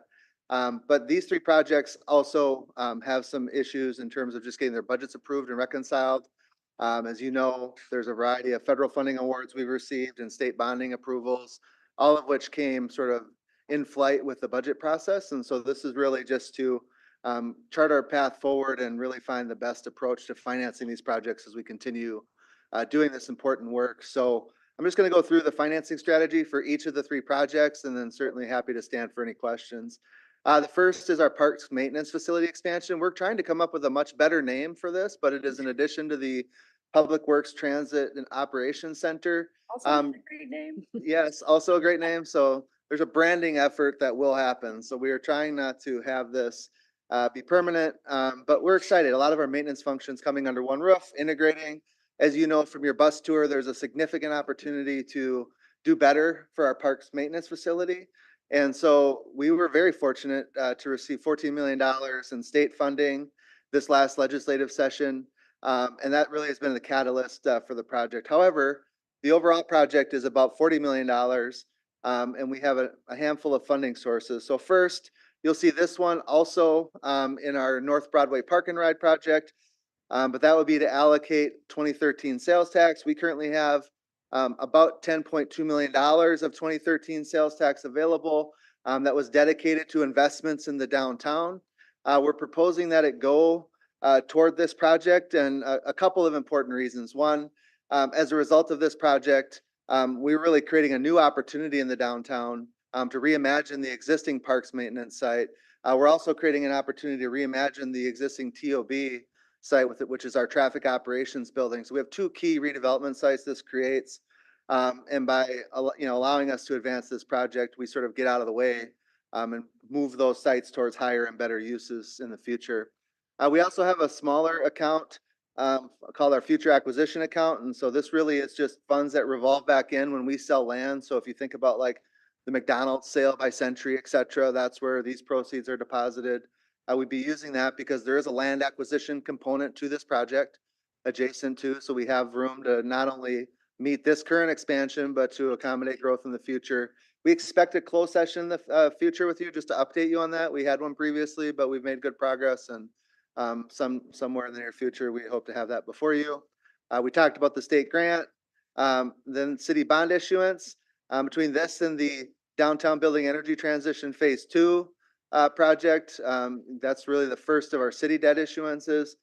This would be for approximately $17 million. I'll talk about debt service later after we go through all of these, but needless to say, that is an element of this. And then we also are pursuing a number of tax credits. So the IRA legislation at the federal level has given us access to a number of tax credits. This is a projection. We'll evolve that number as we get to final design. So that's the park maintenance expansion project and its proposed sources and uses of funding. Moving on to our downtown building energy transition project. As you know, we've started that project, have a great start with our current work at City Hall, was referenced in your year in review video in terms of advancing us to electric at City Hall and then all electric and renewable by 2030 with the RPU conversion.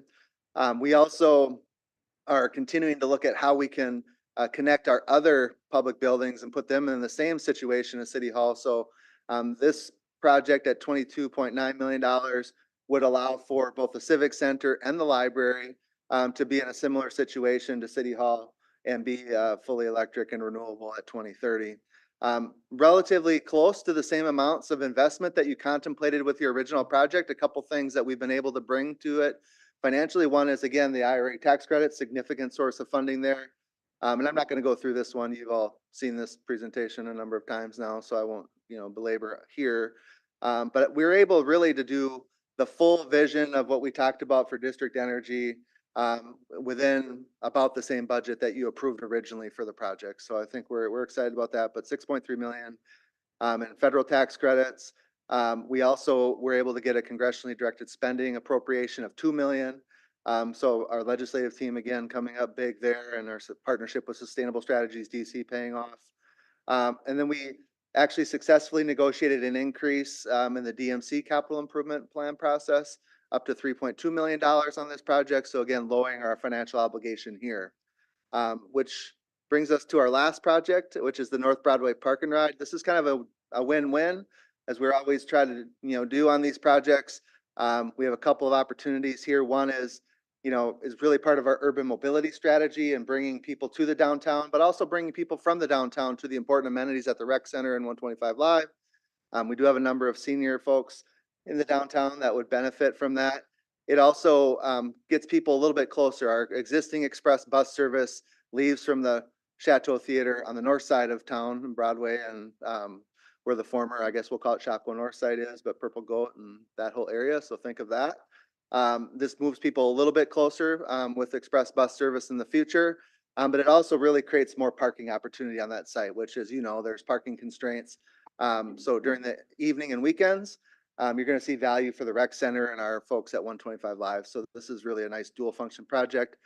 Again, successful in securing the team, both the transit team and our legislative group, et cetera. We're able to get a $7.4 million federal grant for this project, again, capitalizing on a lot of the funding that came out of the IRA, additional state grants. So we, dual track these projects when we try to secure funding.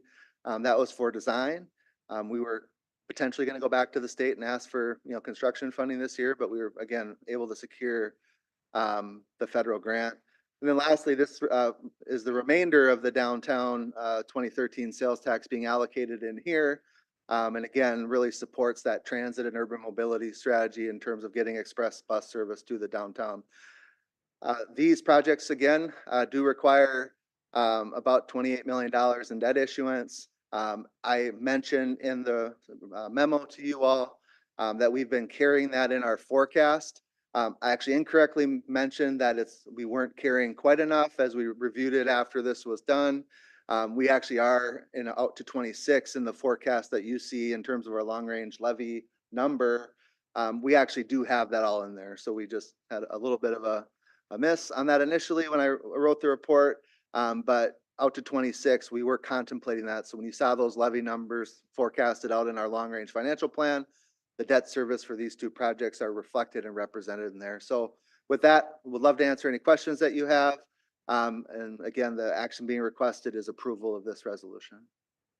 Great. Councilmember Wall. Thank you. Really good projects. I understand that Rochester really has quite low indebtedness.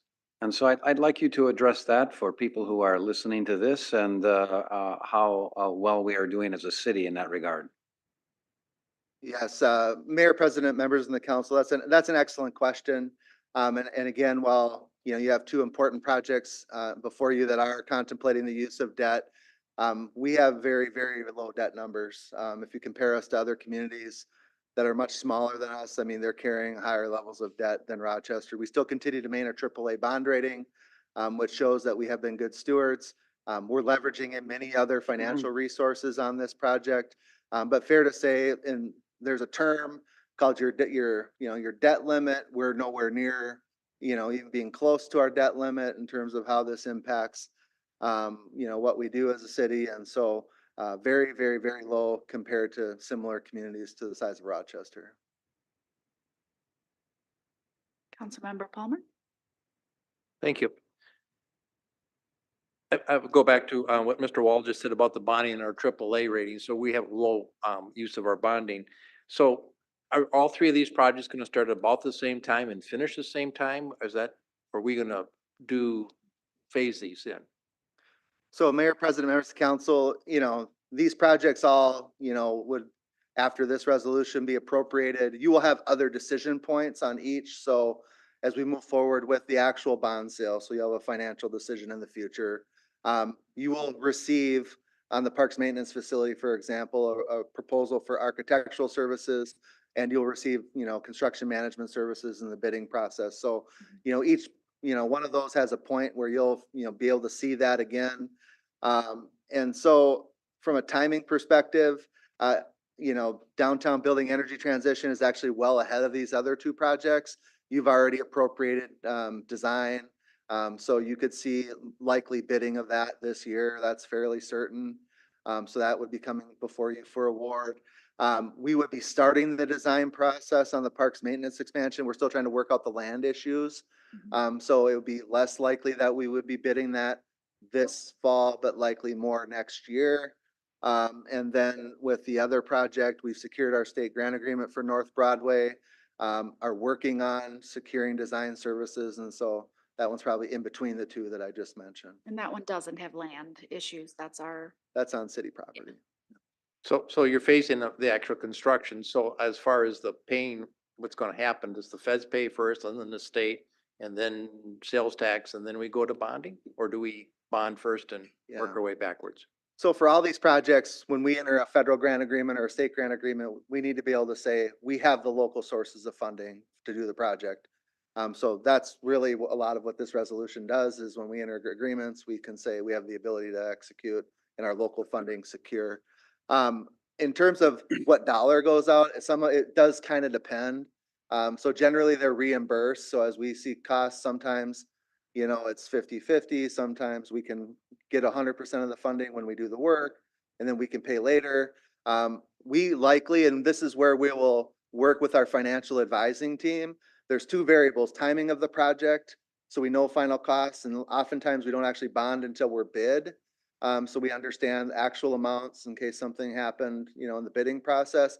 But we'll also think about it too and watch the rate environment. As you know, there's some projected Fed rate cuts this year.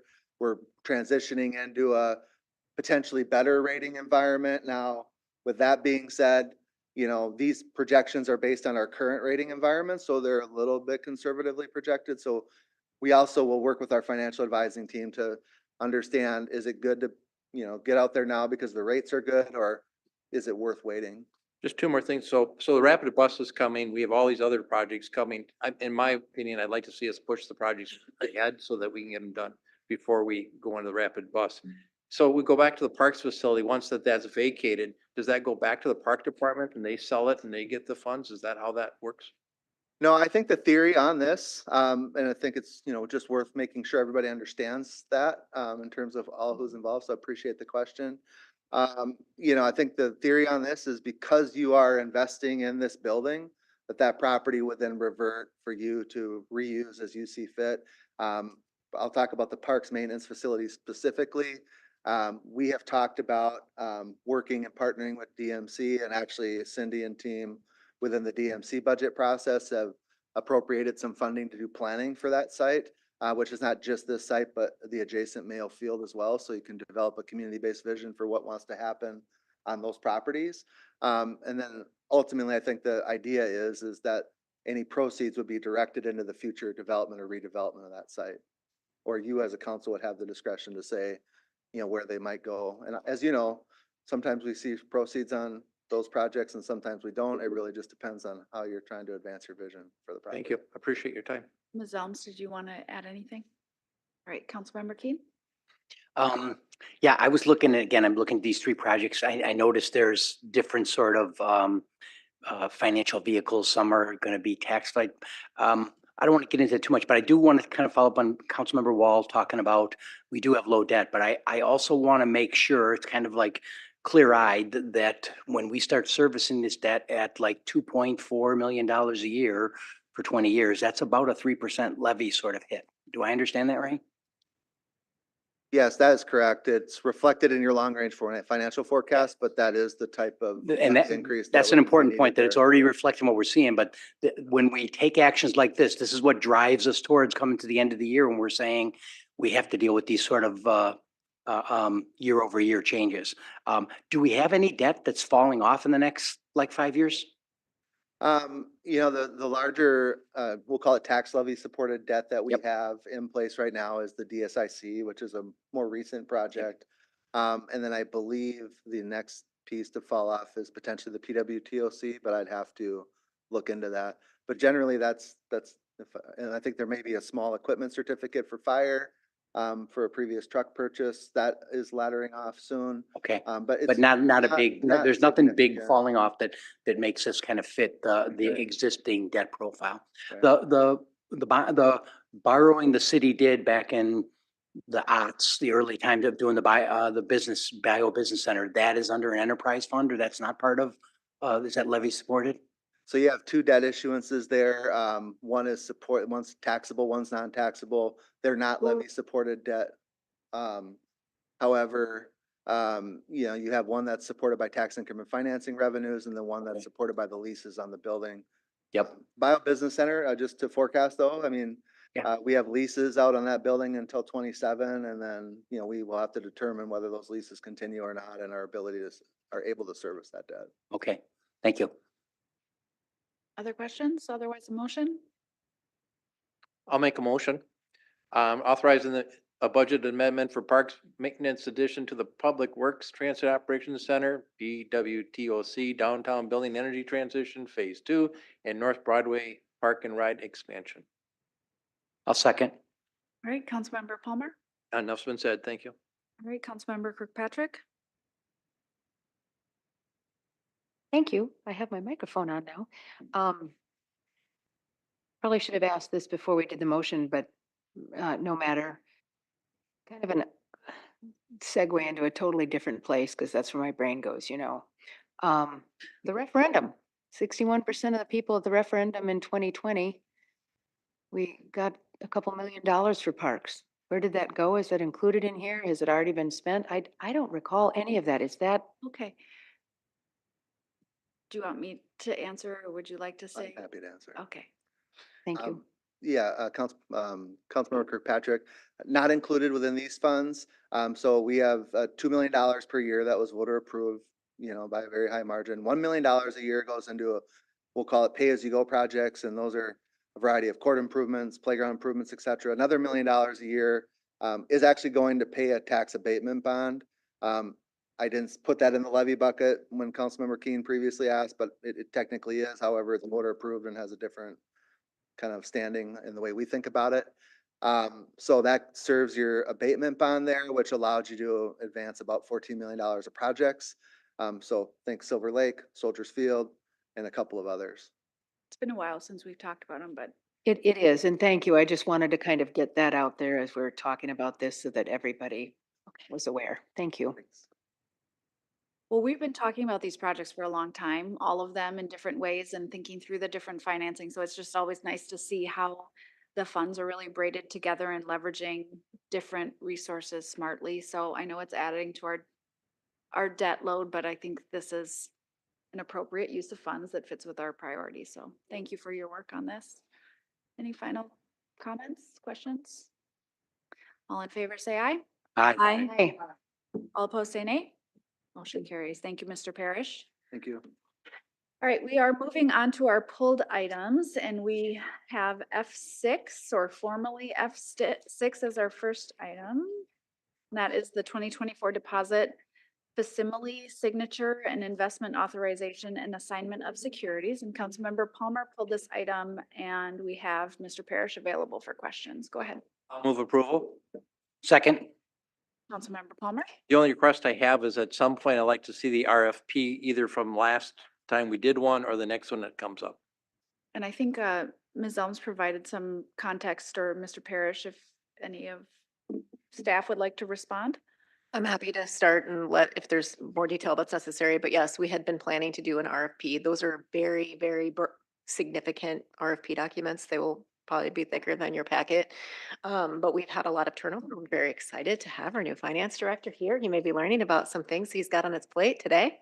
But we've had a lot of staff turnover in finance. And so we want to make sure that that goes forward smoothly and move that forward. It's pretty rare to do that more than every probably 10 years. It's quite significant. You can imagine changing your own personal accounts over to change all of the city's accounts over to a new system. So those are typically not something that you do like every year, every 3 years, just because of the magnitude of that.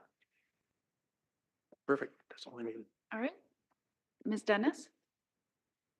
Yeah, okay, so just a question, back in 2021, there was inquiry about switching banks and I know, like you said, it takes time and several years. What is the status of that being done? We talked about different banks maybe align with different priorities, and we have right here our pyramid of principles, priorities, and values that we want to make sure that everyone we do business with, I believe that I think the city should do business with companies that align with those priorities of a city.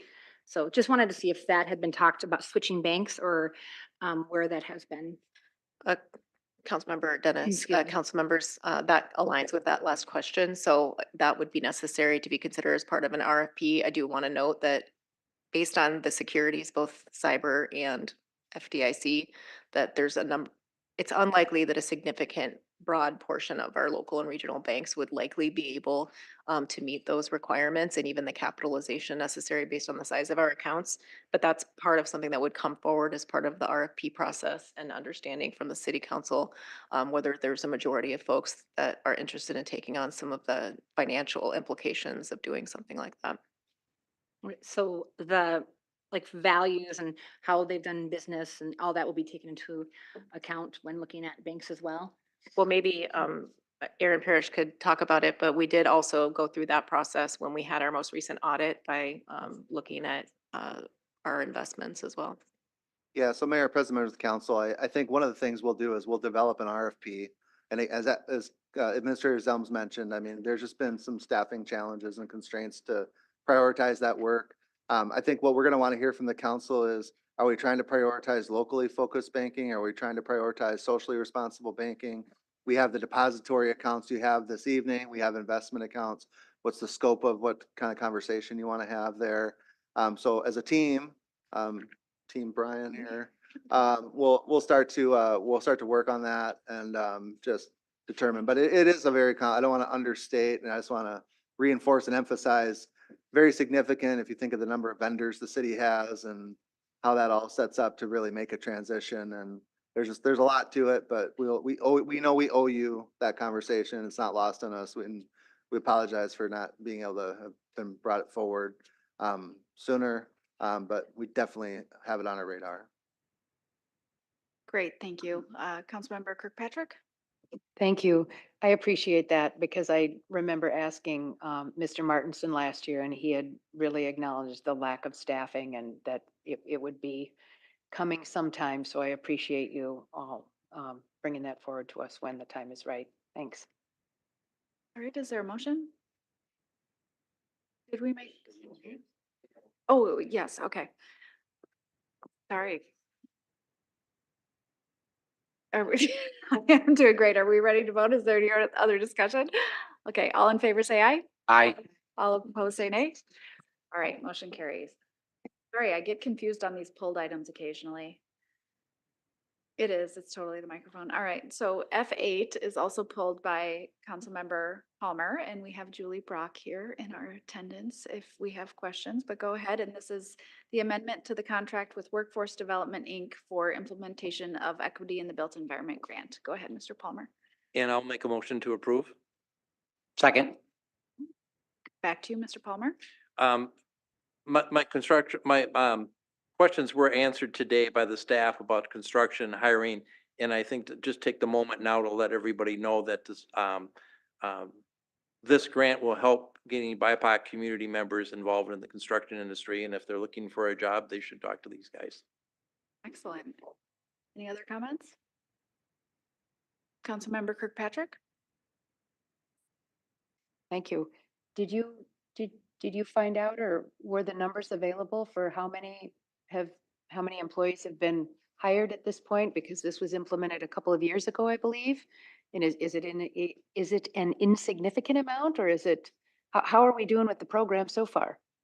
Well, it's really about changing the culture and systems to support Right. increasing numbers. So Right.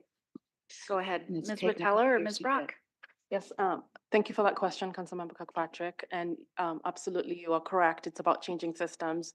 So certainly, counting the number of women would be one measure of success, but there would be several other measures that we would take. So one of the things that we heard back from that co-design process was looking through the entire ecosystem to see that the process, for example, construction companies were actually ready to have BIPOC women in their spaces. So we currently have about 4 companies that are going through the inclusive workforce designation to make sure that they are ready and to have those spaces. We also have mentoring programs that's specific to having women get mentored in the spaces that they're going into.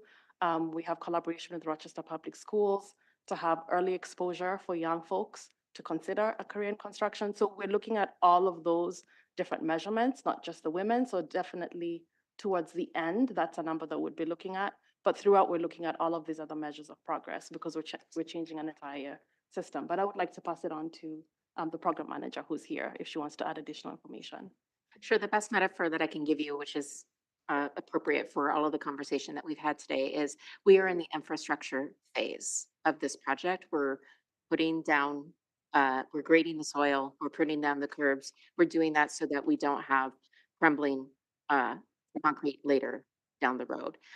So to answer your very direct question, I will say that we have one woman who has been hired and is being retained within one of our companies that are IWE, in the process of becoming an IWE designated company. We have 3 in training, 1 who has started in the fall, 2 that will drop into our evergreen training starting in January. And we have 5 entrepreneurs, 2 in adjacent. What that means is that they're opening a childcare that will support women of color in construction and a transport company that will support women of color in construction. And then we have 3 BIPOC women owned businesses that are at varying degrees in their journey. So one is still starting on their EIN, another is adding trucks to her transport company, and yet another is a general contractor working with both big contractors and our friends with Kraus Anderson and Knudsen to get the best mentorship that they can get so that they are successful with their first few bids. So I know it's not a big shiny number, but honestly, we're not after a big shiny number at this point. We're after really solid foundation grading of the land and laying of the curbs. Thank you, Ms. Brock. I love a concise quantitative answer. If I may, I just want to point out, we do have plans for a deeper dive into this on a future study session. I can't remember if it's February or March because I can't believe it's January. February 26th. Wonderful. Look forward to it. All right. Any final comments? All in favor, say aye. Aye. Aye. Say nay. Motion carries. All right. Thank you for being here tonight. We will move on to item F15, which is the virtual participation change, the council rules of procedure and code of conduct pulled by Councilmember Dennis. Go ahead, Ms. Dennis. Okay, well, thank you so much. So everyone on the council, I believe, received an email from a resident in Ward 6 who very articulately put some ideas on options we can do besides cut Zoom virtual or limit, excuse me, virtual participation. And I want to just maybe understand this a little bit further. I read, it's just a little confusing, looking at today's open comments period, list of what we can do versus last year. I looked that up as well. It's a lot, limited already. We're cutting from 2 minutes. Now we're cutting open comment to not making it easy and accessible for people to zoom in. And I just want to maybe have staff to answer some questions on that as well. But we need to make it easier for residents. We all work for residents. We want to hear what they have to say. We want them to have accessibility. There's so many reasons why people can't make council meetings. We have, of course, physical reasons, illnesses, things like that, but you have caregivers, you have people who have a weather, a vehicle breaking down, you have people who unexpectedly have to leave town. There should not be restrictions on people to participate in open comment and not have their voices heard. So I think putting time frames and having more barriers for people is going to be not good for representational democracy. I see the reason I read the reason we're doing this is because we want to eliminate some of the potential of abuse which, yes, I mean, of course, we don't want to have people and have hate speech, but we cannot let haters and abusers dictate the rights of citizens to participate in their government.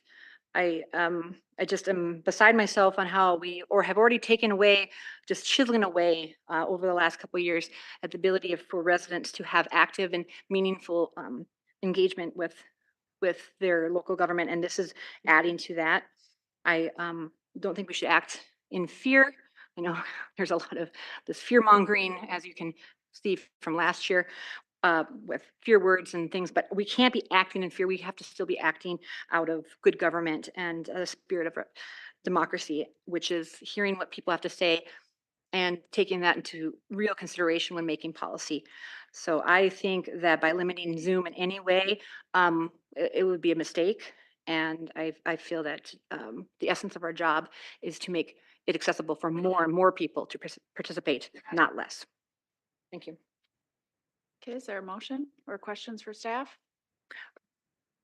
Yes, I have a question. So can you maybe someone describe a little bit? I was a little confused.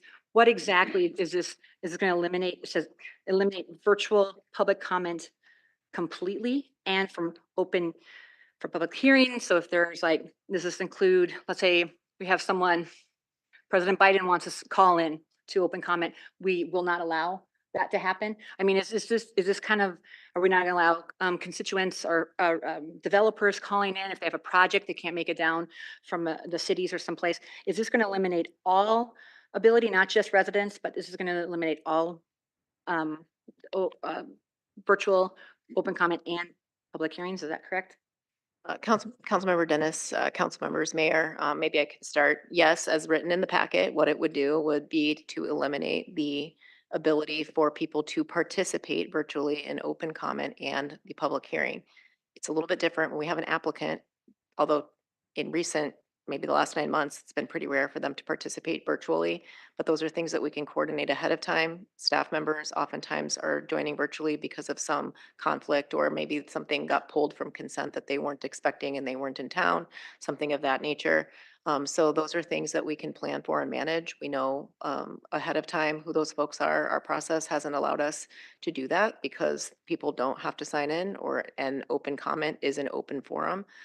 So I know there's been conversation at the city council dais as recently as November and December, when the study session occurred for the council rules of procedure, and then the action on that about perhaps this would be the time to eliminate um, public participation virtually. And of course, we had an unfortunate experience with that on the last meeting of the year. So when we were talking through this at the staff level, it seemed that the most efficient way of protecting us, or the public really, from being in an environment of public discourse where they are subject to that kind of hateful type of comment, which is part of a public forum, that might be best for us to move forward with elimination, but that's why it's on the agenda for the city council to discuss. So I hear that, like, if staff or so it's a little bit subjective, so that if certain people get okayed first, then we're gonna allow them to have Zoom. So no, a staff member wouldn't be speaking as a member of the Yes, public, and applicant would not be speaking as a member of the public under the public hearing. They would be speaking as the applicant in the public hearing. So it's a little bit of a different part of the process. I mean, that doesn't mean that people will agree with that. So, I mean, they are part of joining virtually, although again, that's been rare, and they coordinate that ahead of time with the staff that are bringing forward the items. Typically, staff are presenting the basic information about an application, or sometimes they're all staff-driven public hearings like tonight. However, the other side of that is really making it very clear, the accommodation process, which has already been in place, but making that much more clear on the agenda for folks who cannot make it in, and going through a process. That could be any number of things. A virtual accommodation may not work for somebody that is needing to call in to the meeting, or that needs to have an assisted listening device. Maybe they need that to join in person. Or they need to use a TDD phone or something of that nature. So the intent, that was the intent. It's, I had a number of different folks call and email and stop me after the meeting with concerns about some of the comments that happen, and it's very difficult to manage through those. It's a little bit easier in a public hearing because there's at least a specific topic that people should be speaking about. And so that was why I provided the email earlier today about if there was a desire to go a different route, that's likely the most manageable way to do that. And open comment still, if open comment was allowed to be virtual and not just through an accommodation process, that does create more challenges to be able to manage that because by its very nature, it's an open comment. It doesn't have a topic. So I thought President Carlson did a great job with handling that one incident No, that we it had. happened twice, 2 meetings in a row. Oh, okay, well, you did a great job handling. So if someone comes here and they're outraged and start, hate speech, we don't accept hate speech, right? Because we follow our principles. And it's hard to mute somebody, right? If they're out here, it's super easy to mute somebody who is not here. You just hit the button. That doesn't work for me, I guess, but hit the button and it will mute them. And we have, has that just not been an, I don't know, discussion? Because can't other people have a mute button that if it starts to become any kind of hate speech, just say, we're going to mute it? Because we're taking away accessibility from so many different circumstances that people, if they have a passion issue, if their neighborhood, something happening, we're not allowing them to speak. If there was a family emergency, a sick child, a car issue that couldn't get here, we're silencing voices because we don't have explored. My question is, have we explored just basically using a mute button? Councilmember Dennis, council members, I think the concern there that's been raised several times when we've talked about the germaneness of an issue is that if you're talking about open comment, you've created a forum for someone to speak. And so from a legal perspective, muting someone, we can't pick and choose. But we can change the forum to be in person and to, again, remind people that they're able to email, call. If people email the public comment email, those actually go out to council if they get email and added to the packet item. So that's a one way for people to do that. But during public hearing, when the last issue happened, I guess you can't put the genie back in the bottle once the genie's out of the bottle. So for people who were very upset by that speech, had already happened. And so I think that's the concern that we're trying to hedge against is that even if you mute someone, it's already something that's been said, potentially really created a harmful space for people. And so that was the concern that we felt was really important to be able to address, especially considering the fact that we do have a process for people to be accommodated. And that could include people calling in if they can't physically get to the building for some physical reason. So again, I don't know if any of my other colleagues would like to speak to that, but we did vet it through a process and we did feel it was important to not also to protect people in a space where they expect to have civil discourse and to feel welcome. And so if people in the audience or online, frankly, are hearing that, it's not a very welcoming thing to hear if the hate speech is about the group that you are a member of. Just to clarify, so if someone's here in the audience, which I'm so happy to see so many young people in the audience.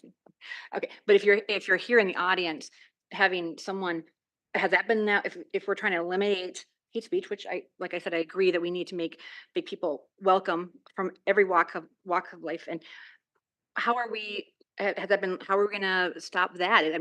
Well, we have talked about that numerous times and continue to struggle through it. And that's why the language around we encourage topics to be germane to council. But I have tried to redirect people a few times, but there has been significant hate speech that I've allowed. Well, I'm just saying, like, to the people a lot of people who can't come here are for reasons for disability, for a lot of challenges, economic, they don't have a vehicle, whatever. So I feel like it's almost like a subjective of like favoring people who have the means of getting here, who have a job that allows them to take off and get here, whatever. And we've changed the meeting time, right? So I just feel like if we're going to pick one to get rid of, we're picking the one that is more open to more people to eliminate. Thank you. Probably several of us agree with some of your concerns. So we're gonna, I'm gonna allow discussion before we have a motion because I don't think we're quite to what the motion should be. Is everybody okay with that? Or do you want We to have a motion and then if we have a second, then we can move on. That is how our rules That's what we're supposed to do. It's only the public hearing where we have questions before a motion.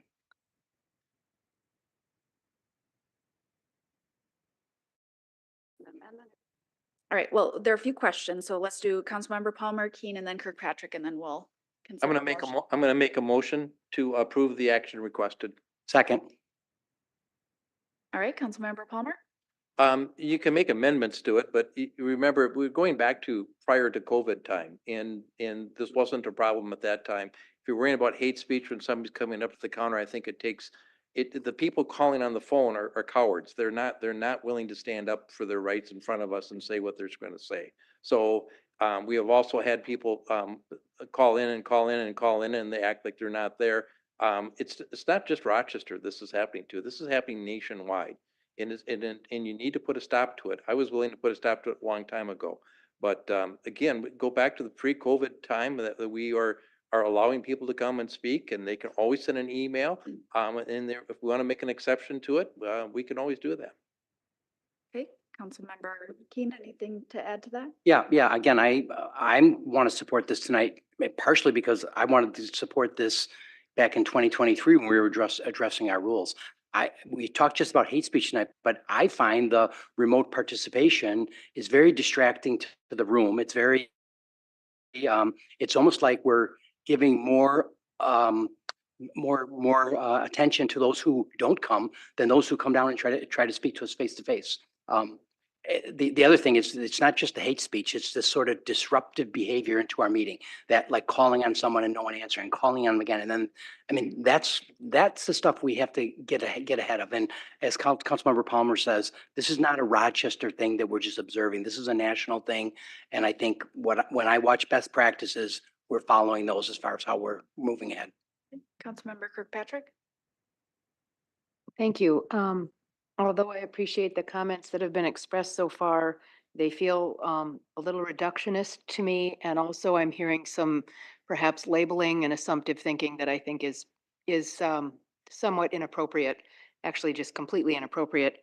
I recall an expression regarding concern for parity between Rochester Public Schools Board and the County Commissioner Board when we were considering reducing the speaking time from 4 to 2 minutes. And that parity was pretty important to us when we discussed it. So I guess I want to hear what RPS is perhaps doing. I'm assuming this came up in staff conversations when you were taking a kind of a broad umbrella viewpoint as to how we might move forward, and you suggested this recommendation. So I'm wondering what Rochester Public Schools is doing with this, and then what the county is doing also. So I'm Public schools doesn't have public hearings on well, items, do they? no, I'm talking about virtual participation and speaking up. And I understand there has been a significant amount of, let me call it disruption or uncomfortable behavior or disrespectful language at their public meetings. But I'm seeing some heads nodding, nope, we don't know. And so my concern is that we're taking something. I missed the button. RPS and the Rochester Public Schools meetings do not accept virtual open comment, and the county has never accepted virtual open comment. Okay, thank you. So that's good to know. Thank you. I But they do appreciate that. still have some people, staff that join virtually, the county. Mhm. Okay, so then my next question then, thank you for answering that, is, I wish I could read my writing. An option is to something or other, the process. Huh. Sustainability and resiliency? Yeah, I'm reading that there too, but that's the third line. So I want to honor our, our DEI objectives and our sustainability and resiliency objectives. I think you guys have mentioned, or you've heard me mention, the Pierce Brosnan 007 movie where they were doing all that internet stuff with Spectre up there back in the late 90s, where people didn't have to travel across the world to have a meeting. And golly, virtual is the best way to not put some particulate matter into our air quality that we have. So I'm seeing us like going at this from one angle, sort of like with tunnel vision, instead of taking a broad view, a multifaceted lens to look at all of this. And if we're going to do 1-to-1 portion of participation, I think we should be applying it to the other. So there was an excellent suggestion in the memo from you, Ms. Zelms, that talked about having people sign up early. Maybe the key is that we eliminate these paper copies for sign up and all folks need to be signed up by noon or 2 o'clock the day of the meeting, as well as that virtual sign up. So there can be an ability to confirm this. Can we treat them both the same, I guess is what I'm getting at, because I disagree with the elimination of virtual when it offers a platform to folks that may perhaps be unable to get here for whatever reason. And I also honor those emails and those phone calls that people would say, or reach out to us in that way as well. Councilmember Kirkpatrick, if I could respond, please. Yes, From please. the DI perspective that you brought up, and I appreciate you bringing that up. Two things that I would say about that. Firstly, we've been working really hard on the process to actually make sure that we have a process for accommodation that works well for the community members that might have a disability or might not be able to do that. Part of fellows' work would be that process, and also make sure that we're highlighting it in the agenda in other places. But the second part that I would say to that DI conversation is thinking about who we're centering in the conversation. So in the things that have been said and done that are harmful in this space, are very harmful to many community members. And what are we doing to center those people and those lived experiences? And so it's very hard to have this conversation in saying, how do we balance those two, creating a process for people that might have an access issue to be able to share that, and the virtual portion not being the only option that they can utilize. And for many other cities that we had conversations with, that was not the preferred method for folks who might have a disability, right? They preferred to be able to have that TDD number. They preferred to be able to reach out to the city clerk's office and have a process that is very much catered to the needs that they might have. So I don't foresee, I'm not saying this for certain, I don't foresee eliminating this being a huge thing that would disrupt somebody that might have a disability from participating, because we're offering that other accommodation. But more so to what city administrator said, for the community members who have to sit through and listen to the things that are being said about them or their community, that's really difficult. And how do we decide who we center in the decision that we're making? I appreciate that. I really do. And I know, Ms. Motella, that your position and you as a human concern yourself with a lot of broad thinking about this. But again, we've had to have police officers remove someone physically here because they were disruptive. It can happen just as easily here in person as it can on the phone. And perhaps it's been just sheer luck that we haven't had as many I of those significantly incidences. disagree with that. It is a nationally coordinated effort that is going on in the virtual space right now. That is not the same thing as someone who's not abiding by council rules and disruptive during a meeting that we have authority to remove. That situation was a person speaking totally out of turn and had multiple warnings. So I don't know, Mr. Spindler Craig, if you were going to say something, those are not the same scenarios. Thank you, Madam President. Yes, was really just going to make the same point. Certainly the trends that we've been seeing nationally and that we've experienced here is yes, that it is just so much easier for folks to attend virtually. And oftentimes people from outside of Rochester, outside of the state, who are specifically targeting and in hateful ways exactly this kind of activity. Just much easier in that virtual format. Certainly doesn't guarantee that it can't happen here in person, but at least what we've experienced and what we've seen as trends nationally, it's just so much easier in the virtual format for those exact activities to occur. And I would just echo the same point that I think Ms. Mortella has made as well. Just yes, we will certainly continue to accommodate and provide the variety of other ways for people to access their public officials and leadership within the city.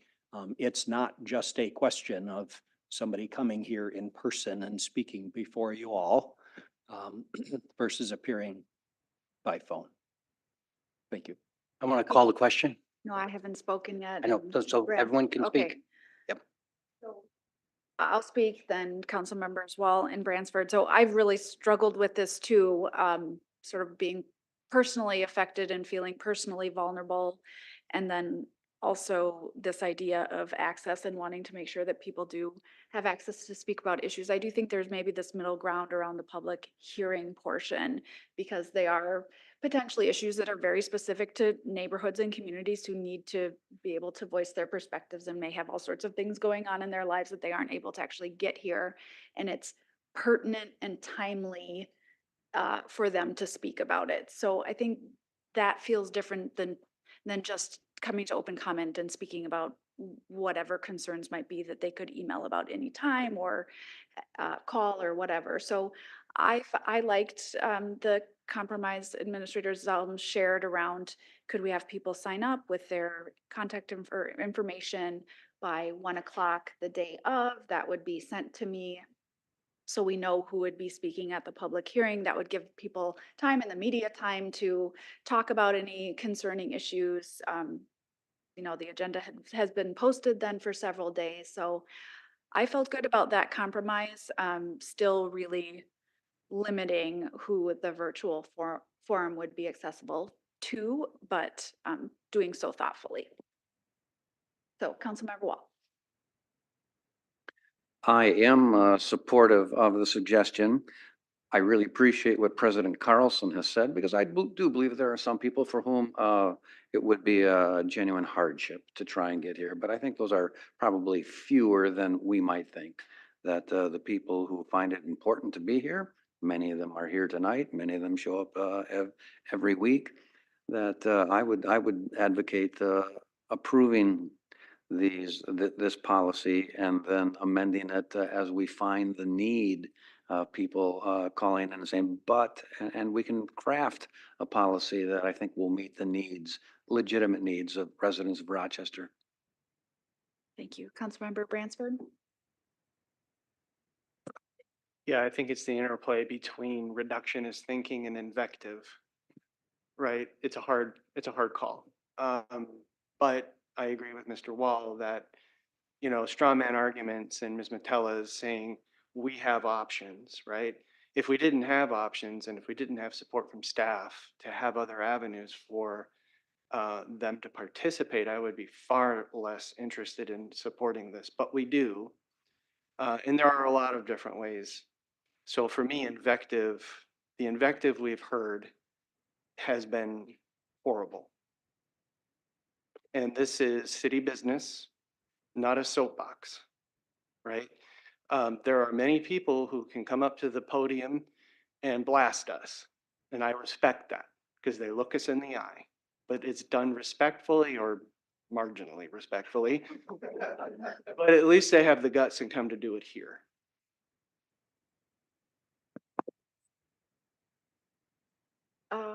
So you spoke before the motion, so I think you are allowed to speak. Go ahead. Well, thank you for permission.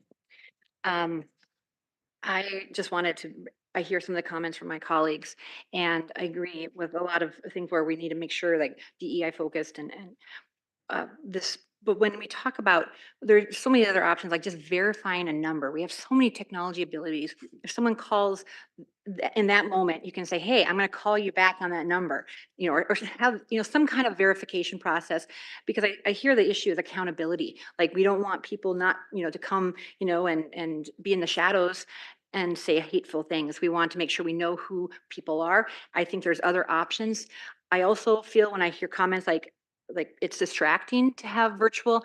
Well, I brought my 3 kids here just earlier today, and I tell you, having kids and crying babies in here is distracting too. So, I mean, I find it so difficult for people to bring, I mean, you have I'm using my example, right? But you have people who come in with all their children here. I mean, this is a very difficult time, you know, to eliminate the ability for someone who may be planning on coming, but then their daycare fell through, or they're planning on coming and maybe their vehicle broke down. You can't have signups hours in advance because there's so many possibilities. The weather might change tonight. And what if someone was planning on coming, but they, whatever the reason, don't have a vehicle that they're riding their bike and they can't get here. Whatever the reason, I think it limits, and we need to expand expand community involvement, not decrease it. I'm just honestly a little bit overwhelmed that we're going to let the haters and the abusers dictate people having a voice. I think that's wrong. I think there's so many people that have every right to speak on their neighborhood, their community, the issues here in Rochester. And to have that taken away because of a schoolyard bully who is trying to, cause hate and abuse people. I think we need to, silence the haters by making sure we know who they are, who are calling. I think it's doable. I'm not techie at all, but I'm sure there's tech minds that can say, hey, we'll call you back on that number just to make sure you are who you say you are. And that would solve the problem. I think all of this limitation is restricting public comment is a sad step in the wrong direction. And we don't need to look at other organizations that have already done it or other levels of government. We need to look at here and what does our values say, and our values should be followed as enriching more resident interaction, not less. And this, I can't even think amendments. We just need to find a different policy of making sure that we protect people, their right to have a voice and not take it away. I can't. Okay, thank you. I wish it were just a schoolyard bully and it wasn't extremely frightening in the country right now. All right, well, we had called the question. Let's do a roll call vote. Councilmember King. Aye. Sorry. Councilmember Branscombe. Councilmember Wall. Aye. Councilmember Kirkpatrick. Aye. Councilmember Palmer. Aye. Councilmember Dennis. Nay. Council President Carlson.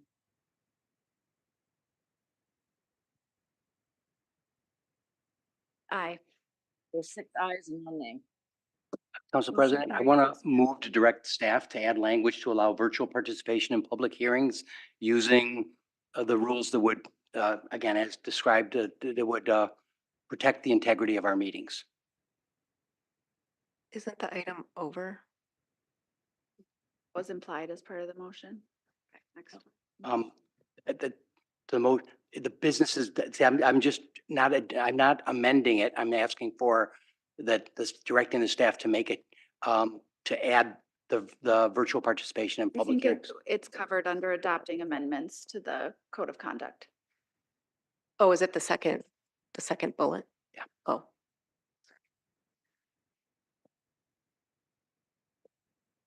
To add all of these within the agenda items is what you're saying? Yep. Yep. That I think is implied with what you approved. It is implied because that's what I thought was one of the little nuances. Well, this will take care of Okay. it for us, All correct? right, then I'll withdraw it.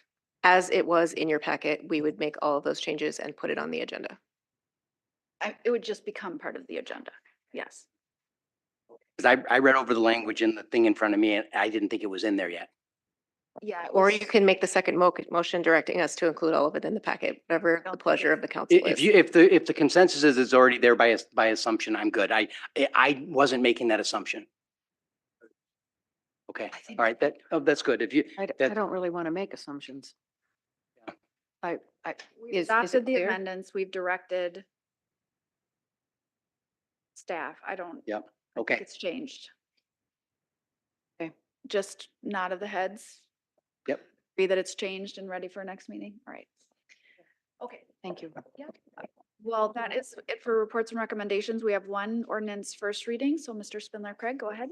Thank you, Madam President. Item J1, receiving and filing proposed ordinance amendments to Rochester Code of Ordinances, Section 3-4, 3-5, 4-3, 4-4, 5-2, 5-4, 5-5, 5-15, 5-16, 5-19, 8-2, 8-10, 8-11, 9-10, 9-18, authorizing the city clerk or their designee to issue various licenses administratively that meet the established criteria as adopted by the Common Council in the Rochester Code of Ordinances and giving them first reading. Thank you. All right, we don't have any second readings. Other business, Mr. Palmer? Correct. Thank you. So my comments I want to make, or the question that I have is, do we know how many lots came online in 2023? Residential lots? You asking Ms. Woodward? Wow. Council members, Councilmember Calmer, I would need to have the community development staff let us know that. We do report on that every month. It might actually be out on the website. I could The look. number of lots, residential lots? Residential permits, I don't know that we have. Permits are lots. different than lots. Number of lots is not reported on that report, Okay. but we could pull that data and provide it to you. But I would like to see that also, how many we have coming in the pipeline or where they are, when they're going to hit the streets. We also have a study session, the second study session in January is going to be next steps and where we are on the sales tax, which includes economic vitality. So that would also provide an opportunity to have that information at that time with broader discussion. Okay. I'll stay on my train of thought here is Maxwell's study told us that we need 450 houses built every year, single family homes. I think we had what, 211 last year? Would that be single family dwellings? It's possible. I don't know the exact answer. Okay. You know, we got our update on Friday, and on it said that the commercial valuation is down 43%, and our residential is down half of what it should be for new residential construction, single family. I just don't, 11 months ago on February 6th, we as a city council instructed incentives coming forward for single family dwellings, and I don't see the rush or the want to get this done, but having the idea that commercial valuation is down 43% just doesn't excite me. And it doesn't excite me that where residential construction is down half of what it should be from Maxwell study. That's not my numbers, that's Maxwell study. So I would prefer to have every month and somebody to at least tell us how many single family dwellings we have and how many single family dwelling lots we have coming online. I don't know if that's hard to do or inappropriate, or do I need to do a CIA to get that done? Didn't we just approve a significant portion of our economic vitality dollars to go towards supporting single family homes? So this is really, It was not a voting item. it was not what? I don't believe it was a voting item that you had on the housing update. We do plan, if I can address two things.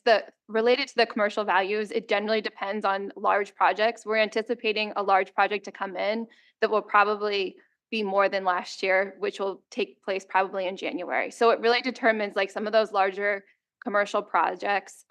Sometimes they come in 1 year and then those are under construction for a couple years and then we see another. We're anticipating the value of commercial permits to probably be more by the end of this first quarter than they were last year, based on where some projects are in the pipeline. In terms of some of the residential, we can certainly pull together some of the residential lots and that information.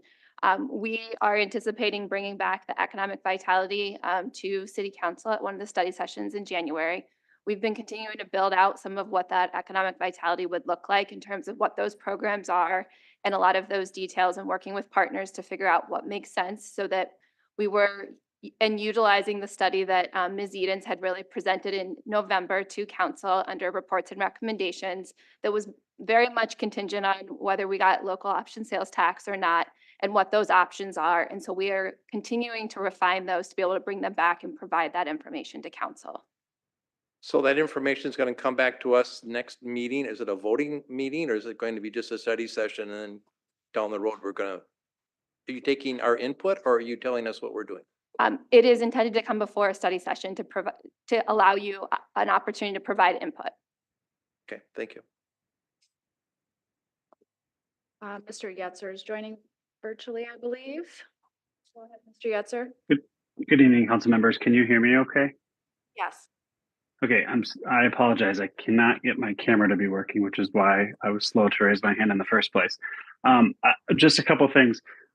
As Irene pointed out, the commercial valuation that I sent out, or that we sent out last week, really fluctuates based on major projects.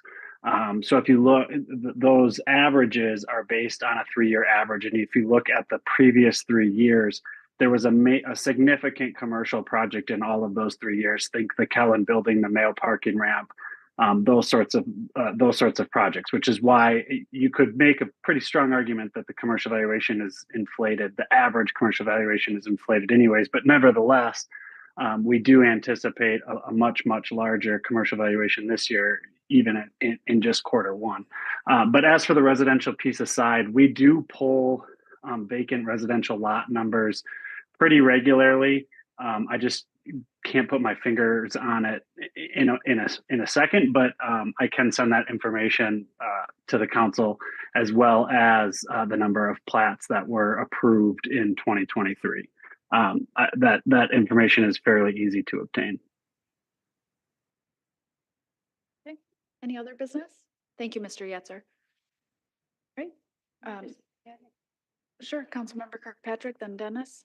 Thank you. I just want to say that last vote was difficult, and I just really thank my colleagues for all the dialogue and thank staff for working through that. I guess it's all about kind of a, not literally, but a mindset of the strong protecting the weak in a way. And I think that's what this is going to be doing. And I appreciate all of your input and working through it, because I had a pretty different idea when I started off. And I thank you for bringing your thoughts and ideas forward so I could kind of wrap my head around it in a different way. So thank you. Councilmember Dennis.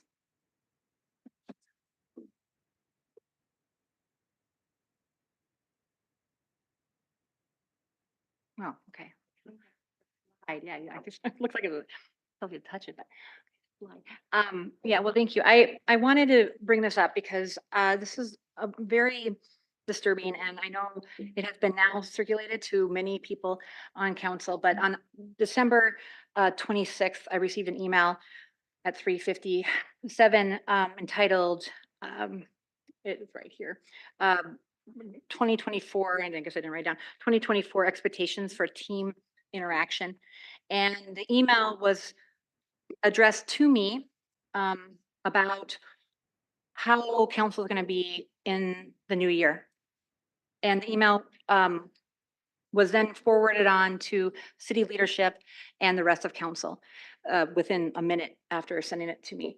So this email I was just curious a little bit about, because when you look at issues, when it says what is a definition of harassment, is an unwanted behavior, I Googled it on my phone, that makes someone, a reasonable person, feel uncomfortable, humiliated, or mentally distressed. And this email was sent to an entire leadership plus council, saying that I had all these regulations. This emails from Allison Zelms, that included I could only meet in 2024 virtually. I have all these restrictions placed on me, and I feel maybe I need some clarification on why that was sent to me, because this illegal and discriminating censure is over. And we talked about silencing people. That definitely was a horrendous situation that happened for a huge part of 2023. It is done. And if I am treated any way differently than any of these council members sitting next to me, then that would be a targeting one person and treating them less favorably than others, and considered workforce harassment. So I just want to verify that the list of email that you sent about me to staff, city leadership, also includes the mayor and the city council and everyone involved, because if it is targeted to just one council member, if you did not send that same email specifically. Madam President, I'm just curious, could that be answered, that was sent to each okay. of Mr. Spindler the, Craig has the floor. So Councilmember Dennis is indicating a variety of legal concerns. I'm asking a question if that was sent to everyone. That's my question. Not, Okay. So we have a question and Administrator Zelms can respond. Yes, as noted in the email, I did forward that to the rest of the city council so that they were aware. And it was provided based on concerns that were raised by numerous staff members based on comments made at this dais, made publicly and made in emails that you have about a year's worth of phone calls to make and meetings to have with people. That was followed up with an email today that included about 60 staff members directly. that was a And the response to this. process That was that the response city, to this. can I complete my response to Well, you? I was interrupted by Spindler. So the response to your question is yes, it was forwarded to the leadership team so that they were aware that they would be supported in supporting their work, which is to really enforce the council rules of procedure and code of conduct. If another council member is reaching out to 60 different staff member, I would also suggest that that's not appropriate and have done so before. The council rules of procedure make it very clear that communication goes through the city administrator or the deputy city administrators, and this just clarifies that that would continue through the department head, the city administrator, or the deputy hear city that- administrator, which is the process that the city council has adopted. And our teammates really need to be supported in that so that they can get their work done. So fact is that staff cannot punish or censure, only council can. So It's one. not a censure. It These are feels like a guidelines censure. for I'm how just to saying, work. I'm sorry, I'm talking with my hands. I'm sorry, step back a little bit. It feels like a censure. It feels like this is, which is illegal. You cannot, as a staff, discipline us.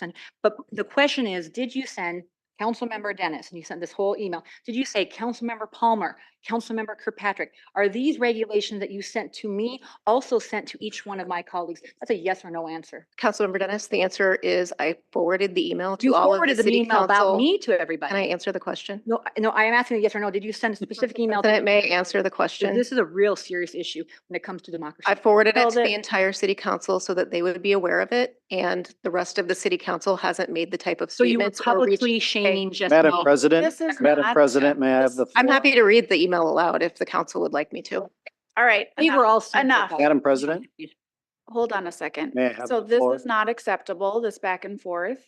I will give the floor to Mr. Spindler Craig, but otherwise this conversation is going to be done. We're not going anywhere with it. So Mr. Spindler Craig, go ahead. Yes, there are a variety of inflammatory legal claims that Councilmember Dennis is making through this discussion. I would suggest that it is absolutely I'm not reading the appropriate. definition of Not harassment. appropriate here. What I would suggest to you is a motion to adjourn into closed session, and I will give you that language when you are ready. If there's, Mr. or Councilmember Wall had one item of other business, so we will ask for a motion to adjourn right after he's Sure. finished. Go ahead. Well, thank you for allowing me. I've completed a year's worth of service, and I just want to commend especially the staff for the work that they have done with constituents of Ward 3 that I represent. I hope Mr. Yetzer is still on the line because he's been of great help, and many of you sitting over there. It's not uncommon that I send an inquiry to a staff member.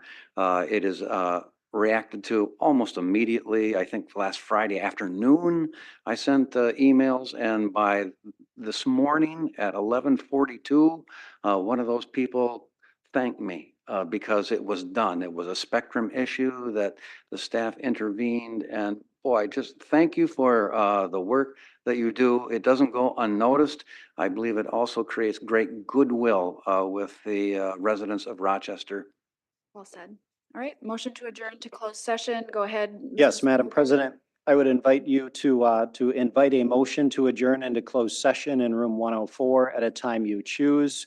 The closed session is pursuant to Minnesota Statute Section 13D.05 subdivision 3B for a confidential attorney-client discussion regarding certain aspects of using eminent domain litigation for the Link BRT project that requires absolute confidentiality. So moved. All in favor, say aye. Aye. All opposed, say nay. Motion carries. We will meet at 8:55 in room 104.